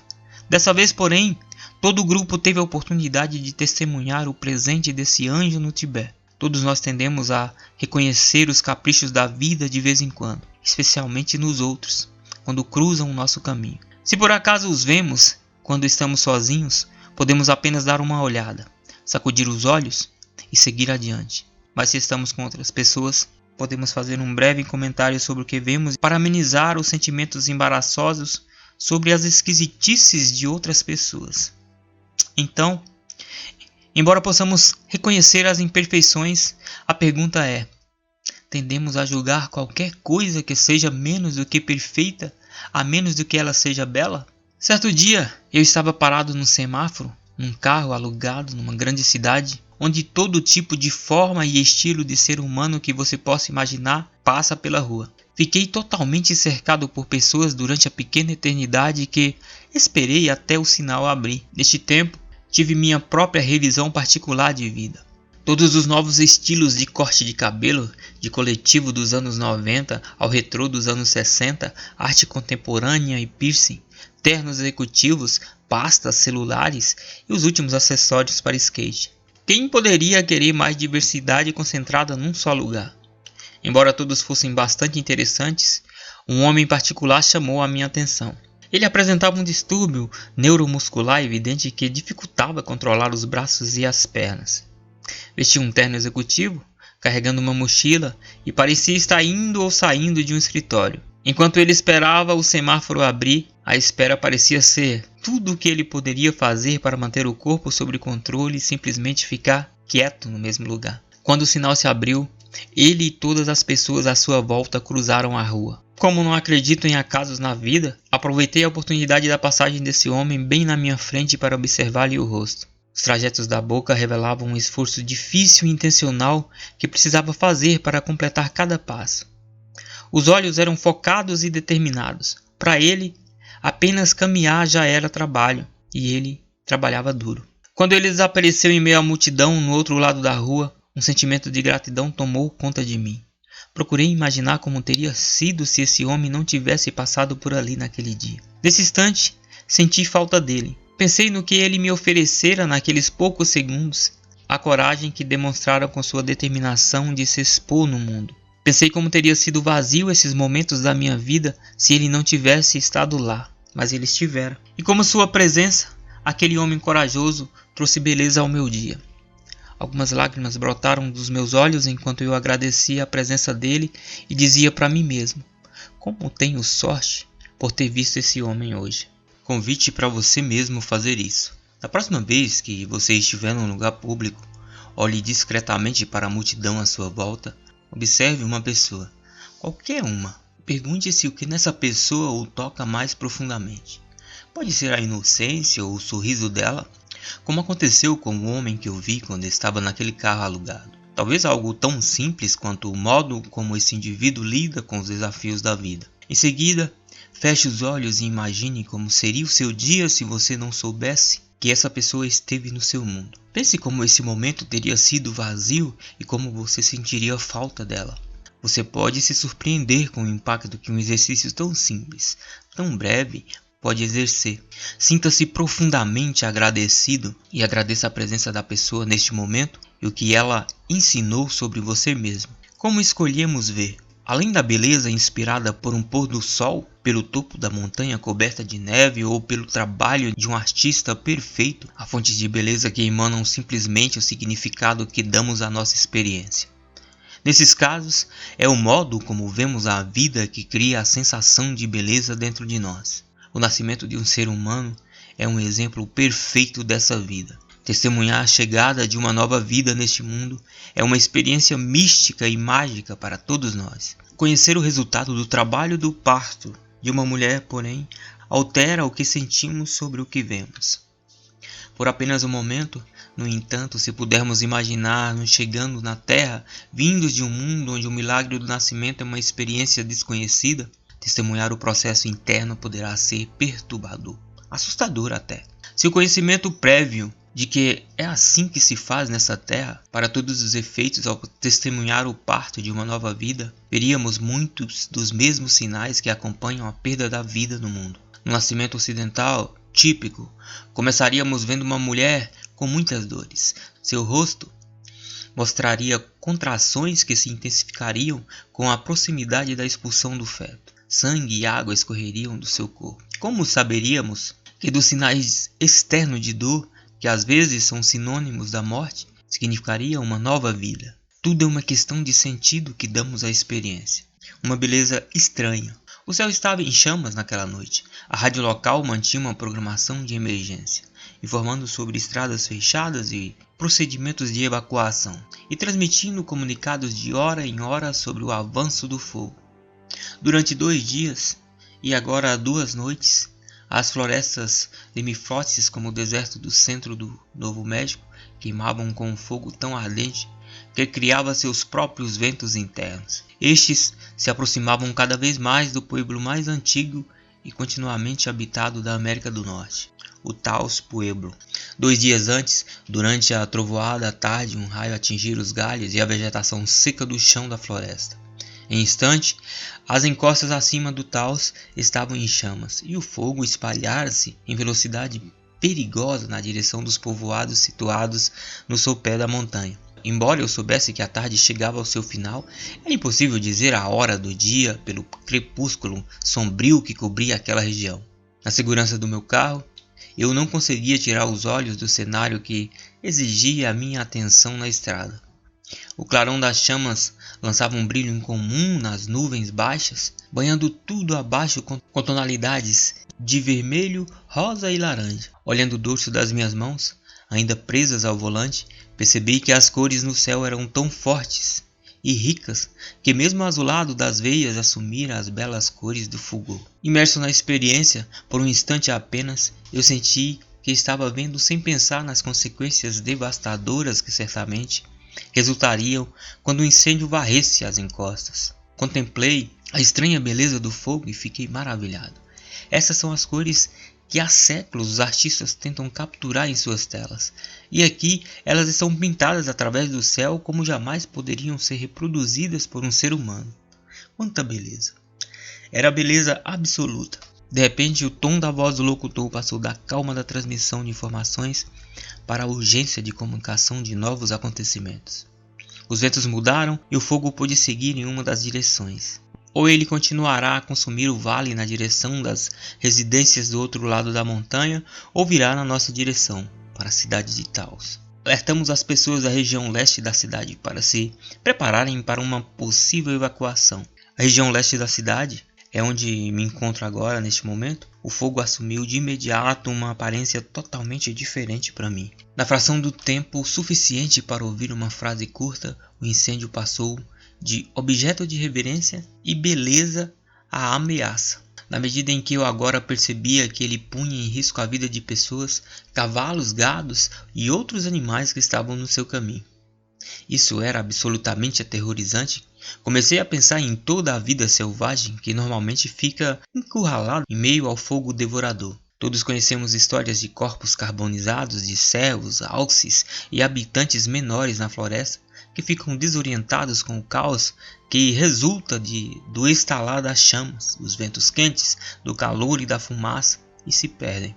Temos também histórias de bombeiros que, ao arriscar-se para salvar a vida e a propriedade de outras pessoas, de repente ficam cercadas pelas chamas. Quando o incêndio altera inesperadamente o seu curso e bloqueia as rotas de saída. Narro essa história por uma razão mais profunda do que simplesmente reverenciar a memória de todos que trabalharam com tanta bravura e empenho para debelar o incêndio em Taos Pueblo em 2003. Para mim, esse incêndio reforçou um princípio que muitas tradições antigas e indígenas consideram como sagradas há séculos. Durante o tempo em que observei as chamas, o fogo em si não mudou. Ele continuava sendo o mesmo fogo que eu vira momentos antes, queimando abrasador, selvagem e livre. Eu é que mudei. Especificamente mudei a minha atitude com relação ao fogo. No momento, vi as chamas como fonte de fascinação e beleza surpreendente. Por segundos depois, as mesmas chamas se tornaram fonte de ansiedade e com toda honestidade tinha um grau não pequeno de medo. Se eu não ficasse sabendo que as labaredas que se projetavam no céu acima das copas das árvores ameaçavam casas e vidas, com toda probabilidade eles continuariam sendo um espetáculo de beleza. Mas a compreensão do que estava acontecendo mudou meu modo de sentir que eu via. Muitas pessoas relataram experiências semelhantes ao assistir às imagens televisivas do acidente com o ônibus espacial Challenger, ocorrido no leste da Flórida em 1986. Naquele dia, os espectadores viram nuvens brancas expandindo-se em grandes blocos sobre o Cabo Canaveral, contrastando com o azul escuro do céu do sul da Flórida, como um belo espetáculo de fascinante tecnologia. Ao saber que alguma coisa dera terrivelmente errado, porém, e que toda a tripulação perdera a vida, as espessas nuvens brancas perderam sua beleza e se tornaram um símbolo sempre presente de dor e de perda de uma nação. O princípio é esse: embora não tenhamos o poder de determinar o que acontece a cada momento, temos o poder de determinar os nossos sentimentos com relação ao que acontece. Temos assim os meios para transformar até as experiências mais dolorosas numa sabedoria voltada para a vida, que se torna a base de nossa cura. No período de uns breves segundos, enquanto observava um incêndio em Taos, eu mudara a minha experiência simplesmente modificando o modo como se sentia em relação a ela. O poder da beleza. Descobertas recentes da ciência ocidental somam-se atualmente é um conjunto cada vez maior de evidências segundo as quais a beleza é um poder transformador, muito mais do que apenas um adjetivo que descreve as cores de um pôr do sol ou de um arco-íris depois de uma chuva de verão. A beleza é uma experiência. Especificamente, a beleza é a nossa experiência. Acredita-se que os seres humanos sejam a única espécie de vida sobre a Terra que tem a capacidade de perceber a beleza no mundo ao seu redor e nas experiências da sua vida. Por meio da experiência da beleza, recebemos o poder de mudar os sentimentos que temos no corpo. Os sentimentos, por sua vez, estão diretamente ligados ao mundo que está além do corpo. Os antigos acreditavam que o sentimento, especificamente a forma de sentimento que chamamos de oração, é a força mais poderosa do universo. Como já vimos, sentimento e oração de fato influenciam diretamente a matéria física do nosso corpo. Assim, quando dizemos que a beleza tem o poder de mudar a nossa vida, não é exagero dizer que a mesma beleza tem o poder de mudar o nosso mundo. Para isso, precisamos descobrir um modo de ver além da dor, do sofrimento e da aflição que o mundo está nos mostrando, e reconhecer a beleza que já existe em todas as coisas. Somente então liberaremos o potencial e o poder da oração na nossa vida. Encontrar beleza onde os outros não encontram.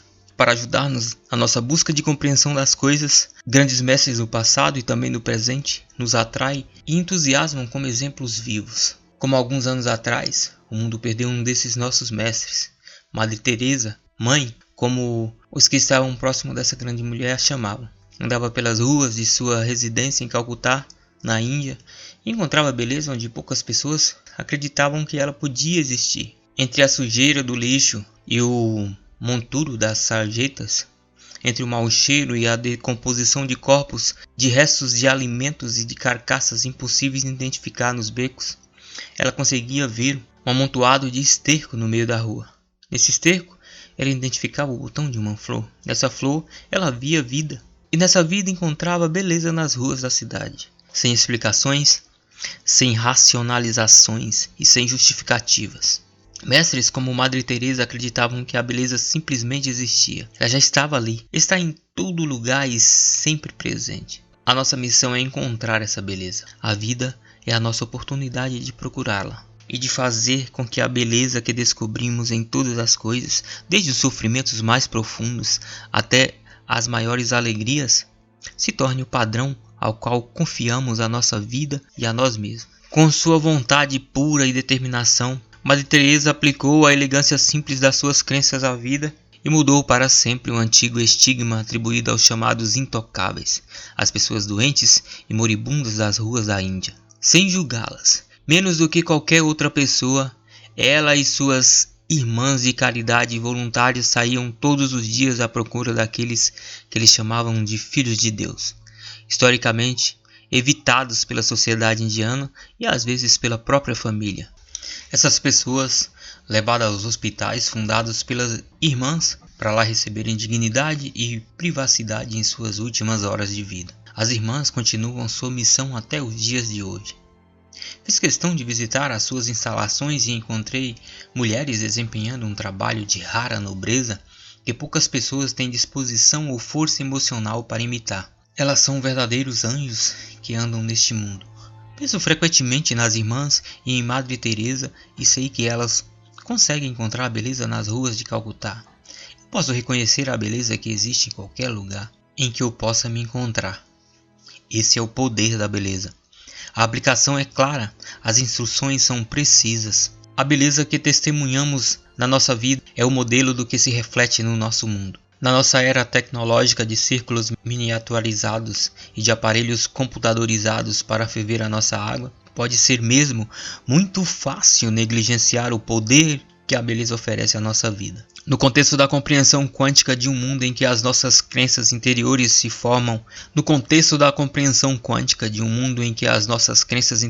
tornam o nosso mundo externo, que tecnologia poderia ser mais simples ou mais poderosa? Capítulo 5. O quinto segredo. Orações pessoais. Num dia de bons ventos, basta abrir a vela e ver o mundo cheio de beleza. Esse dia é hoje. Rumi. A oração é a linguagem de Deus e dos anjos, da sabedoria preservada nos manuscritos do Mar Morto, as práticas nativas que sobreviveram até os dias atuais. A oração é universalmente descrita como uma linguagem mística que tem o poder de mudar o nosso corpo, a nossa vida e o mundo. Essas mesmas tradições, no entanto, contêm ideias muito diferentes com relação ao modo mais eficaz de falar o idioma da oração. Ao longo de tempos e a seu modo, cada prática espiritual ofereceu sua visão peculiar sobre o que a oração é exatamente, seu modo de operar e a maneira de aplicá-la na nossa vida. Uma síntese final nos mostra que o idioma da oração não tem regras e não envolve formas certas ou erradas de expressão. Ela está dentro de nós como algo que brota naturalmente, o sentimento. Ao descrever o sentimento como oração, o abade tibetano afirmou essa sabedoria intemporal que há muito tempo havia se perdido no Ocidente. Quando vocês nos veem cantando muitas horas por dia, quando vocês nos veem usando sinos, orins, carrilhões e incenso, estão vendo o que fazemos para criar o sentimento em nosso corpo. Sentimento é oração. Depois dessa explicação, ele me devolveu a pergunta: como vocês fazem isso na sua cultura? É estranho como uma única pergunta formulada de maneira certa e no momento certo podem cristalizar uma crença que talvez tenhamos tido dificuldade de expressar em palavras no passado. Ao ouvir a pergunta do abade, precisei penetrar no mais fundo do meu ser para explicar como eu acreditava que as orações ocidentais operavam. Nesse momento, comecei a sentir todo o impacto das primeiras edições bíblicas. Quando os livros que preservavam a sabedoria da emoção e do sentimento desapareceram das nossas tradições, coube a nós unicamente tentar compreender da melhor maneira possível o sentimento e a oração. Hoje, 17 séculos depois, vivemos numa cultura em que desacreditamos dos nossos sentimentos. Os negamos ou às vezes simplesmente os ignoramos por completo. Isso diz respeito de modo especial aos homens da nossa sociedade, embora essa tendência esteja mudando. É como se estivéssemos operando o computador cósmico da consciência e do sentimento durante quase 1700 anos, sem nenhum manual de instruções. Por fim, os próprios sacerdotes e pessoas de autoridade começaram a esquecer o poder do sentimento na oração. Foi então que começamos a acreditar que palavras são orações. Se você pedir a alguém na rua, no aeroporto ou num shopping para descrever a oração, muito provavelmente a pessoa recitará palavras de orações conhecidas como resposta. Quando dizemos frases como "agora me deito para dormir", "Deus é grande", "Deus é bom", "Pai nosso que estás nos céus", acreditamos que estamos rezando. Seriam as palavras um código? Em vez de ser a oração em si, poderiam as palavras que permanecem hoje ser a fórmula que alguém elaborou no passado distante para criar um sentimento da oração? Se for assim, as implicações são consideráveis. Sentimos de forma contínua, em cada momento de cada dia da nossa vida. Apesar de nem sempre termos consciência do que sentimos, mesmo assim sentimos. Se sentimento é oração, e se estamos sempre sentindo, isso significa que estamos constantemente em estado de oração. Cada momento é oração, a vida é oração. Estamos sempre enviando uma mensagem ao espelho da criação, sinalizando cura ou doença, paz ou guerra, respeitando e desrespeitando as nossas relações com as pessoas que amamos. A vida é a mente de Deus devolvendo o que sentimos, o que rezamos.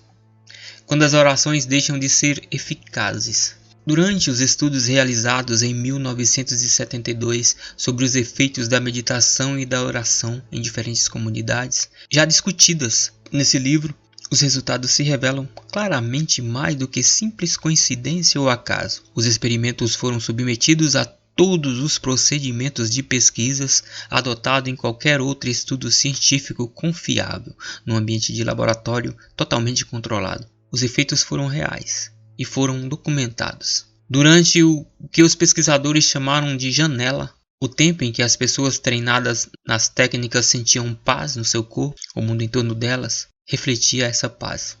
Os estudos mostram claramente que houve reduções de forma estatística e significativa nos principais indicadores que os pesquisadores estavam observando. Como mencionado anteriormente, diminuíram as ocorrências de acidentes de trânsito, de estradas de emergência e de crimes violentos. Na presença da paz, tudo o que podia acontecer era paz. Por mais interessantes que sejam, porém o que esses resultados mostram em seguida continuam sendo um mistério para os que se dedicam a esses estudos. Quando os experimentos terminaram, a violência recomeçou, às vezes alcançando níveis ainda mais altos do que os anteriores ao início do experimento. O que aconteceu? Por que os efeitos das meditações e das orações cessaram? A resposta a essa pergunta pode ser a chave para compreender o poder do nosso modo perdido de rezar. O que aconteceu foi que os envolvidos pararam de fazer o que estavam fazendo, pararam de meditar e pararam de rezar. Essa é a resposta para o nosso mistério. Em grande parte, os estudos refletem o modo de meditar e de rezar que nos foi ensinado. Num dia típico, cumprimos as nossas rotinas diárias, como comerciantes, estudantes e pais, simplesmente fazendo as coisas que devemos fazer. Num determinado momento do dia, reservamos uma breve pausa espiritual. Talvez fechemos as portas para ter alguma privacidade no final do dia, depois de ter lavado a louça, colocado as crianças na cama e passado a roupa. Acendemos velas, colocamos uma música inspiradora e oferecemos orações de agradecimento ou entramos em meditações de paz. Então, ao terminar, paramos de fazer o que estávamos fazendo. Deixamos o nosso oratório e voltamos ao mundo real. Embora eu possa ter exagerado um pouco algumas coisas aqui, a ideia é que as nossas meditações e orações quase sempre são algo que fazemos em algum momento do dia e quando terminamos, paramos. Se acreditamos que a oração é algo que fazemos, então é perfeitamente compreensível que quando a oração termina, seus efeitos também terminem. Se entendemos que a oração é o gesto das nossas mãos postas diante do coração e as palavras que dizemos durante esse período, então ela é uma experiência de curta duração. No entanto, levando em consideração os antigos textos redescobertos no século XX, a oração nativa da chuva e a história do abade no Tibete, sabemos que a oração é mais do que aquilo que fazemos. Oração é o que somos, em vez de algo que fazemos às vezes. Essas tradições nos convidam a aceitar a oração como algo em que nos tornamos de forma contínua. Como é possível ajoelhar em 24 horas por dia e recitar as palavras deixadas pelos antigos até não conseguirmos mais repeti-las? Também não é preciso fazer coisas para estar em oração. Sentimento é oração e nós sentimos o tempo todo. Podemos sentir gratidão pela paz no mundo, porque sempre há paz em algum lugar. Podemos sentir reconhecimento pela cura das pessoas que amamos e também pela nossa cura, porque todos os dias somos até certo ponto curados e renovados. A razão por que os efeitos dos experimentos pareceram desaparecer é que as orações terminaram. A paz mantida pela bela e impetuosa força presente no interior das pessoas que rezavam e meditavam simplesmente se dissipou quando o meio que a sustentava foi retirado. Pode ser exatamente isso que os essênios estavam tentando transmitir para as pessoas no futuro por meio do idioma que deixaram para nós há mais de 2000 anos. Traduções recentes de manuscritos antigos escritos em aramaico, a língua dos essênios, ofereceram novas ideias sobre as razões por que os registros da oração parecem ser tão vagos. Traduções refeitas de documentos originais deixam evidente a enorme liberdade que os tradutores tiveram no decorrer do século com relação à terminologia e às intenções dos antigos autores.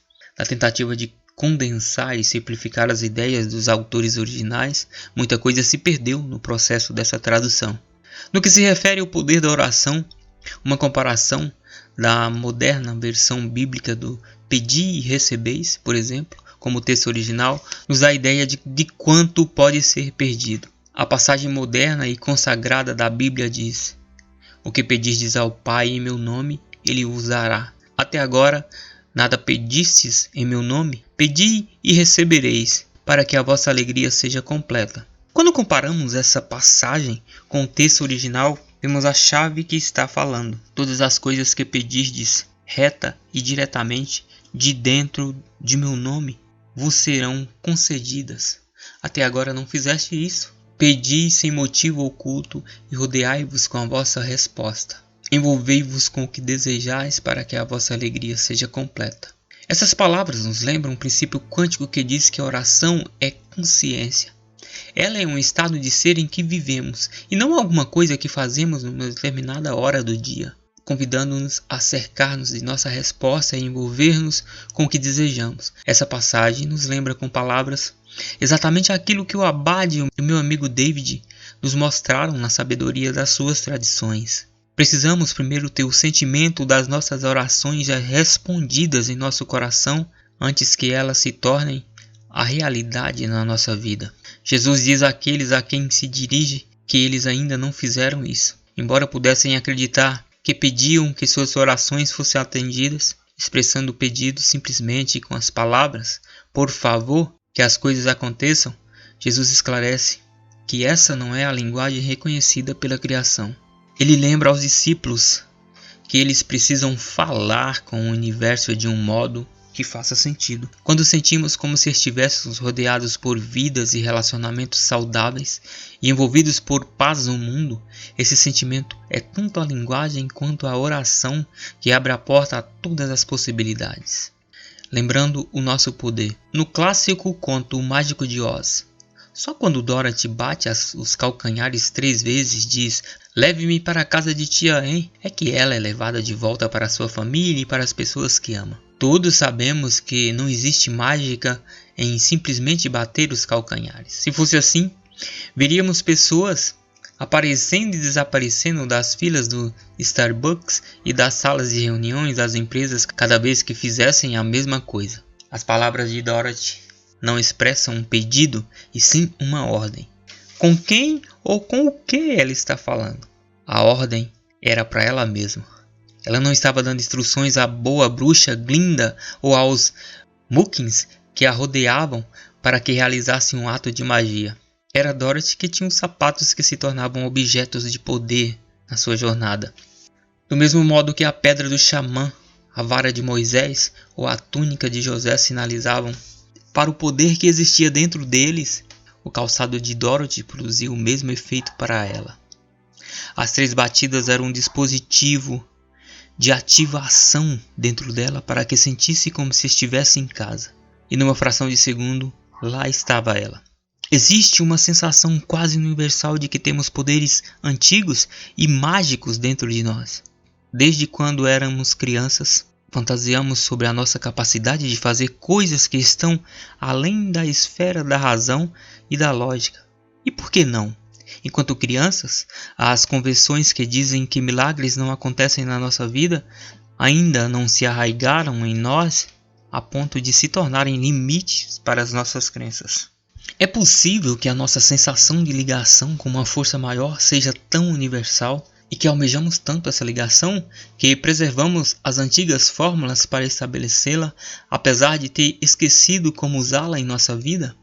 Poderiam as nossas lembranças dos contos de fada e de magia, por exemplo, ter preservado os segredos para o nosso modo perdido de rezar, sem que sequer percebemos? Se sentimento é oração, então a resposta a essas perguntas é um retumbante sim. Com essa possibilidade em mente, vejamos alguns exemplos familiares de como o código para a oração foi transmitido de geração a oração ao longo do tempo. Talvez a oração mais conhecida e universal seja a oração do Senhor, o Pai Nosso. Suas palavras são reverenciadas por quase 1/3 da população mundial. Os 2 bilhões de cristãos que buscam conforto e orientação nesse antigo código. A oração inteira é normalmente recitada durante cerimônias religiosas, mas as 2 primeiras invocações são conhecidas como a grande oração: Pai nosso que estás no céu, santificado seja o vosso nome. Em vez de simplesmente recitar as palavras habituais, eu o convido a fazer uma experiência. Ao ler as palavras da grande oração, ou talvez dizê-las em voz alta, registre mentalmente como essas palavras o fazem sentir. Como se sente enquanto fala pessoalmente a força que criou o universo inteiro e também a vida em cada célula do seu corpo? O que você sente ao tomar consciência de que o nome de Deus é um nome santo que só deve ser usado de modo reverente e sagrado? Não há maneira certa ou errada de sentir-se com relação a essa oração. A questão aqui é que as palavras que foram registradas há mais de 2000 anos tinham o objetivo de invocar o sentimento. Desvinculadas do tempo e das civilizações, as palavras se dirigem àquela parte de nós que é permanente, o coração. Seja qual for o sentimento que as palavras despertam em você, esse sentimento é a grande oração. O Salmo 23 é um código que atua do mesmo modo, embora seja de forma característica usada como oração de conforto em termos de dificuldade, como o falecimento de uma pessoa querida. Esse código tem a intenção de trazer paz para quem o utiliza. Já com o primeiro verso, o Senhor é meu pastor, nada me faltará, começamos a sentir como se fôssemos amparados e cuidados nesse mundo. Embora as traduções exatas variem, a palavra pastor é uma constante em todas elas.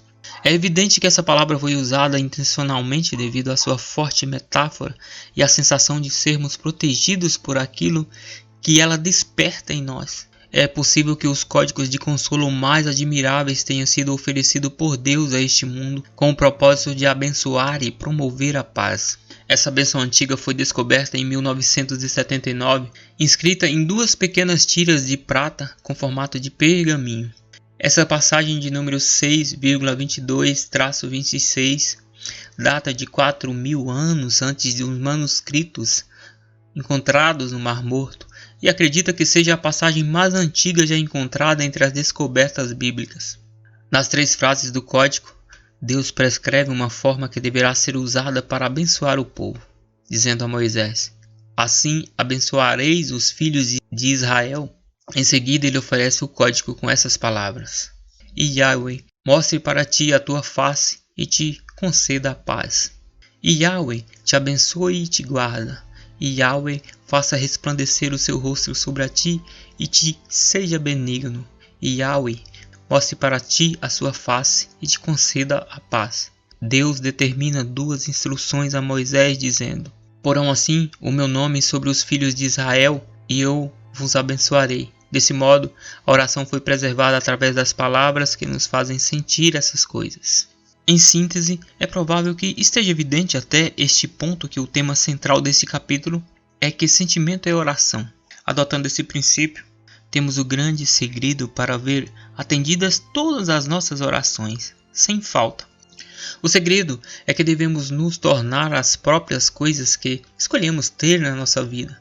Se estamos em busca de amor, compaixão e compreensão, precisamos desenvolver essas qualidades dentro de nós para que a mente de Deus possa refleti-las de volta em nossos relacionamentos. Se queremos abundância, precisamos sentir gratidão pela abundância que já existe em nossa vida. Diante disso, e sabendo do poder oculto na beleza, na bênção, na sabedoria e no sofrimento, como colocamos essas coisas em prática na nossa vida? O que fazemos com esses antigos segredos para superar os momentos difíceis da vida? Provavelmente, a melhor maneira de responder essa pergunta é simplesmente aplicar essas chaves num exemplo. Usei anteriormente a história de Gerald para mostrar como às vezes somos atraídos para situações que nos levam ao mais profundo sofrimento, sob circunstâncias e em momentos em que menos esperamos. No caso de Gerald, ele havia perdido tudo o que amava: esposa, filhos, casa e amigos.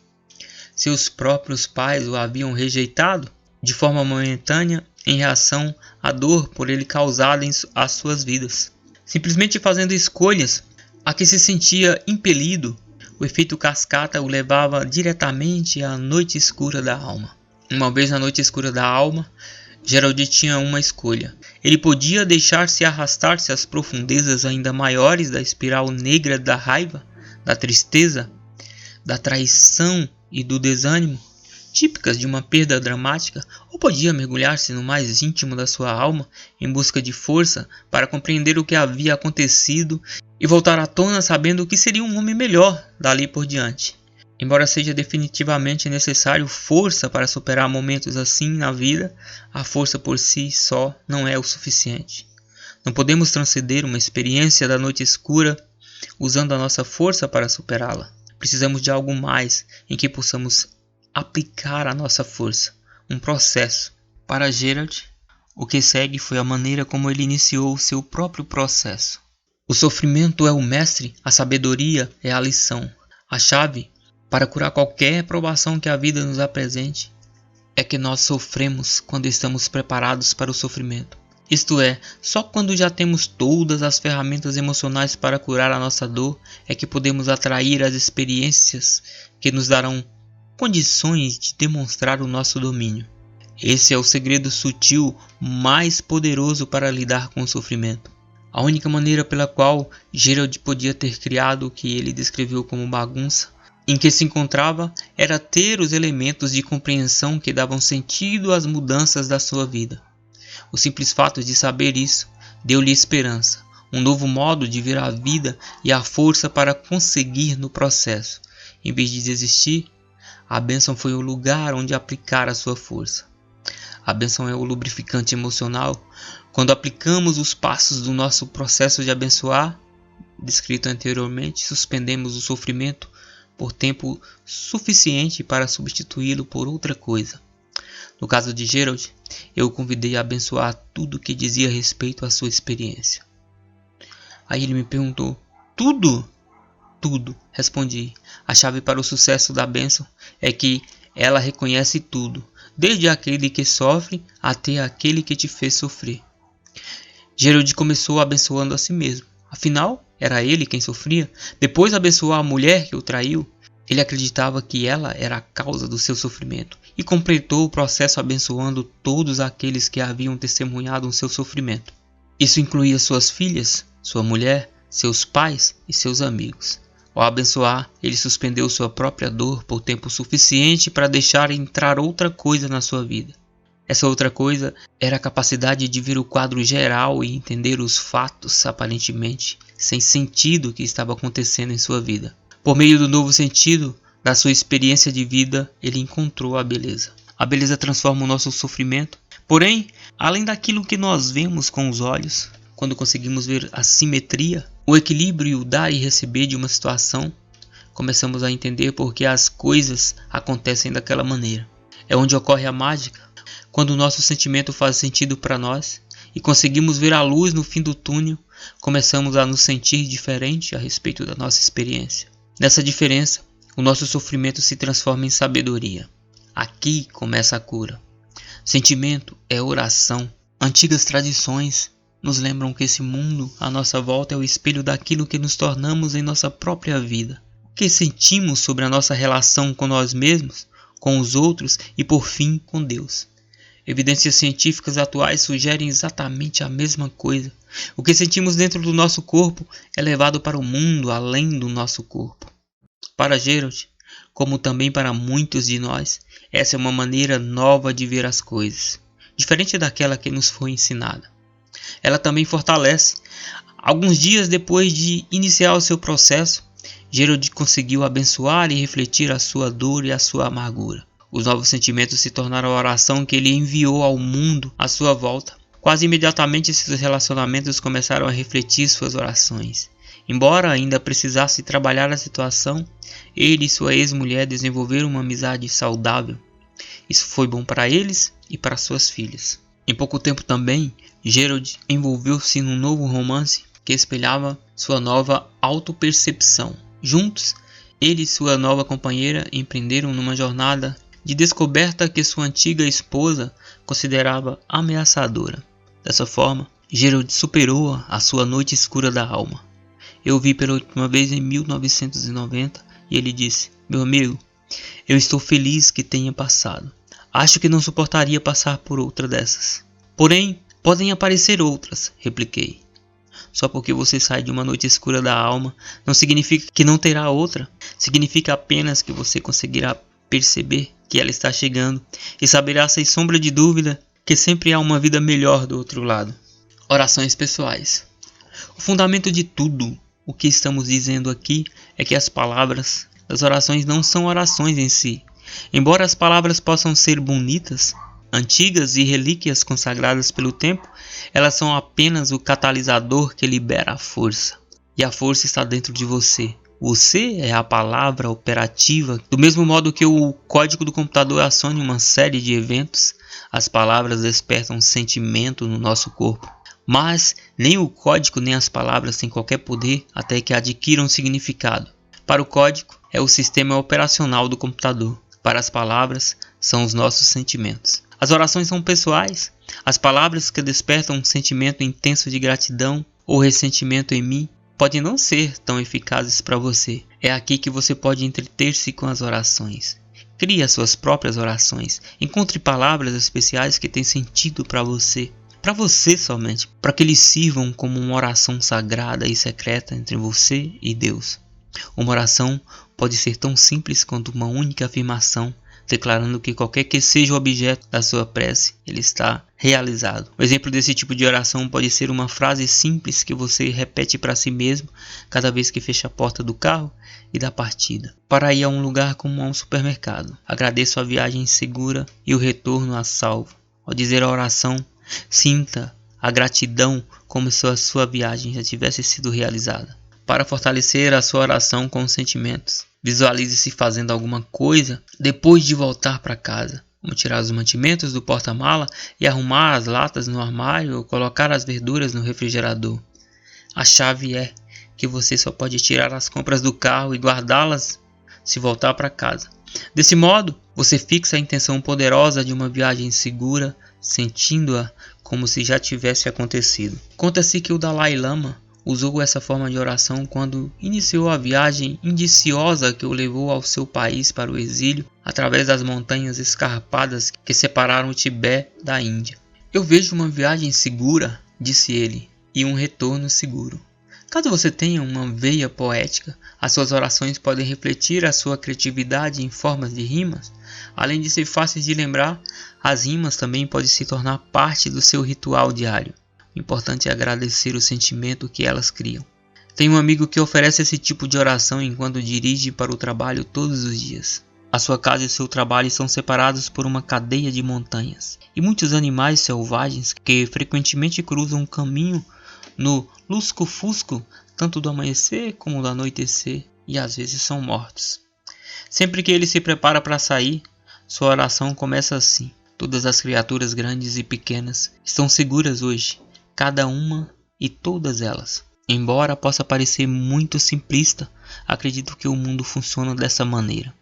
A criação responde ao que nós nos tornamos e ao que sentimos. Talvez não seja coincidência que ao longo de todos os anos em que o meu amigo ofereceu a sua oração a todas as criaturas, ele nunca sofreu um acidente com os animais que cruzam a rodovia. Embora os veja na beira da estrada ou cruzando logo antes ou depois dele passar, sua oração tem sido atendida. Tenho outra amiga que faz outra coisa parecida sempre que viaja a negócios, seja de avião, de táxi ou dirigindo o próprio carro. Ela começa cada viagem agradecendo a inteligência viva que está presente, inclusive nas coisas que chamamos de inanimadas. Durante a decolagem do avião, por exemplo, ela afirma: "Nós criamos essa máquina do pó da terra para nos servir durante a vida, desde o momento do nascimento." Repito, embora isso pareça simplista ou mesmo ridículo, para algumas pessoas, são essas palavras que criam para ela o sentimento de que está em contato com a substância de que o avião é feito. Essa comunhão sagrada, ela sente a força de estar ligada à máquina responsável por sua segurança, em vez de simplesmente esperar por um voo bem-sucedido. Esses são apenas alguns exemplos. Sabemos como nossas orações operam.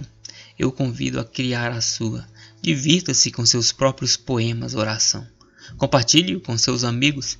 Não se surpreenda se lhe ocorrer muito naturalmente consolidar e selar as suas orações com muita rima. Nós sabíamos fazer isso quando éramos criança e nossos filhos lembram como fazê-lo atualmente. Essa não é uma coisa tola. Ao contrário, podemos simplesmente descobrir que através de momentos tão simples e agradáveis da vida, estamos aplicando uma antiga tecnologia interior para entrar em contato com a força mais poderosa do universo. E você achava que era apenas um simples poema.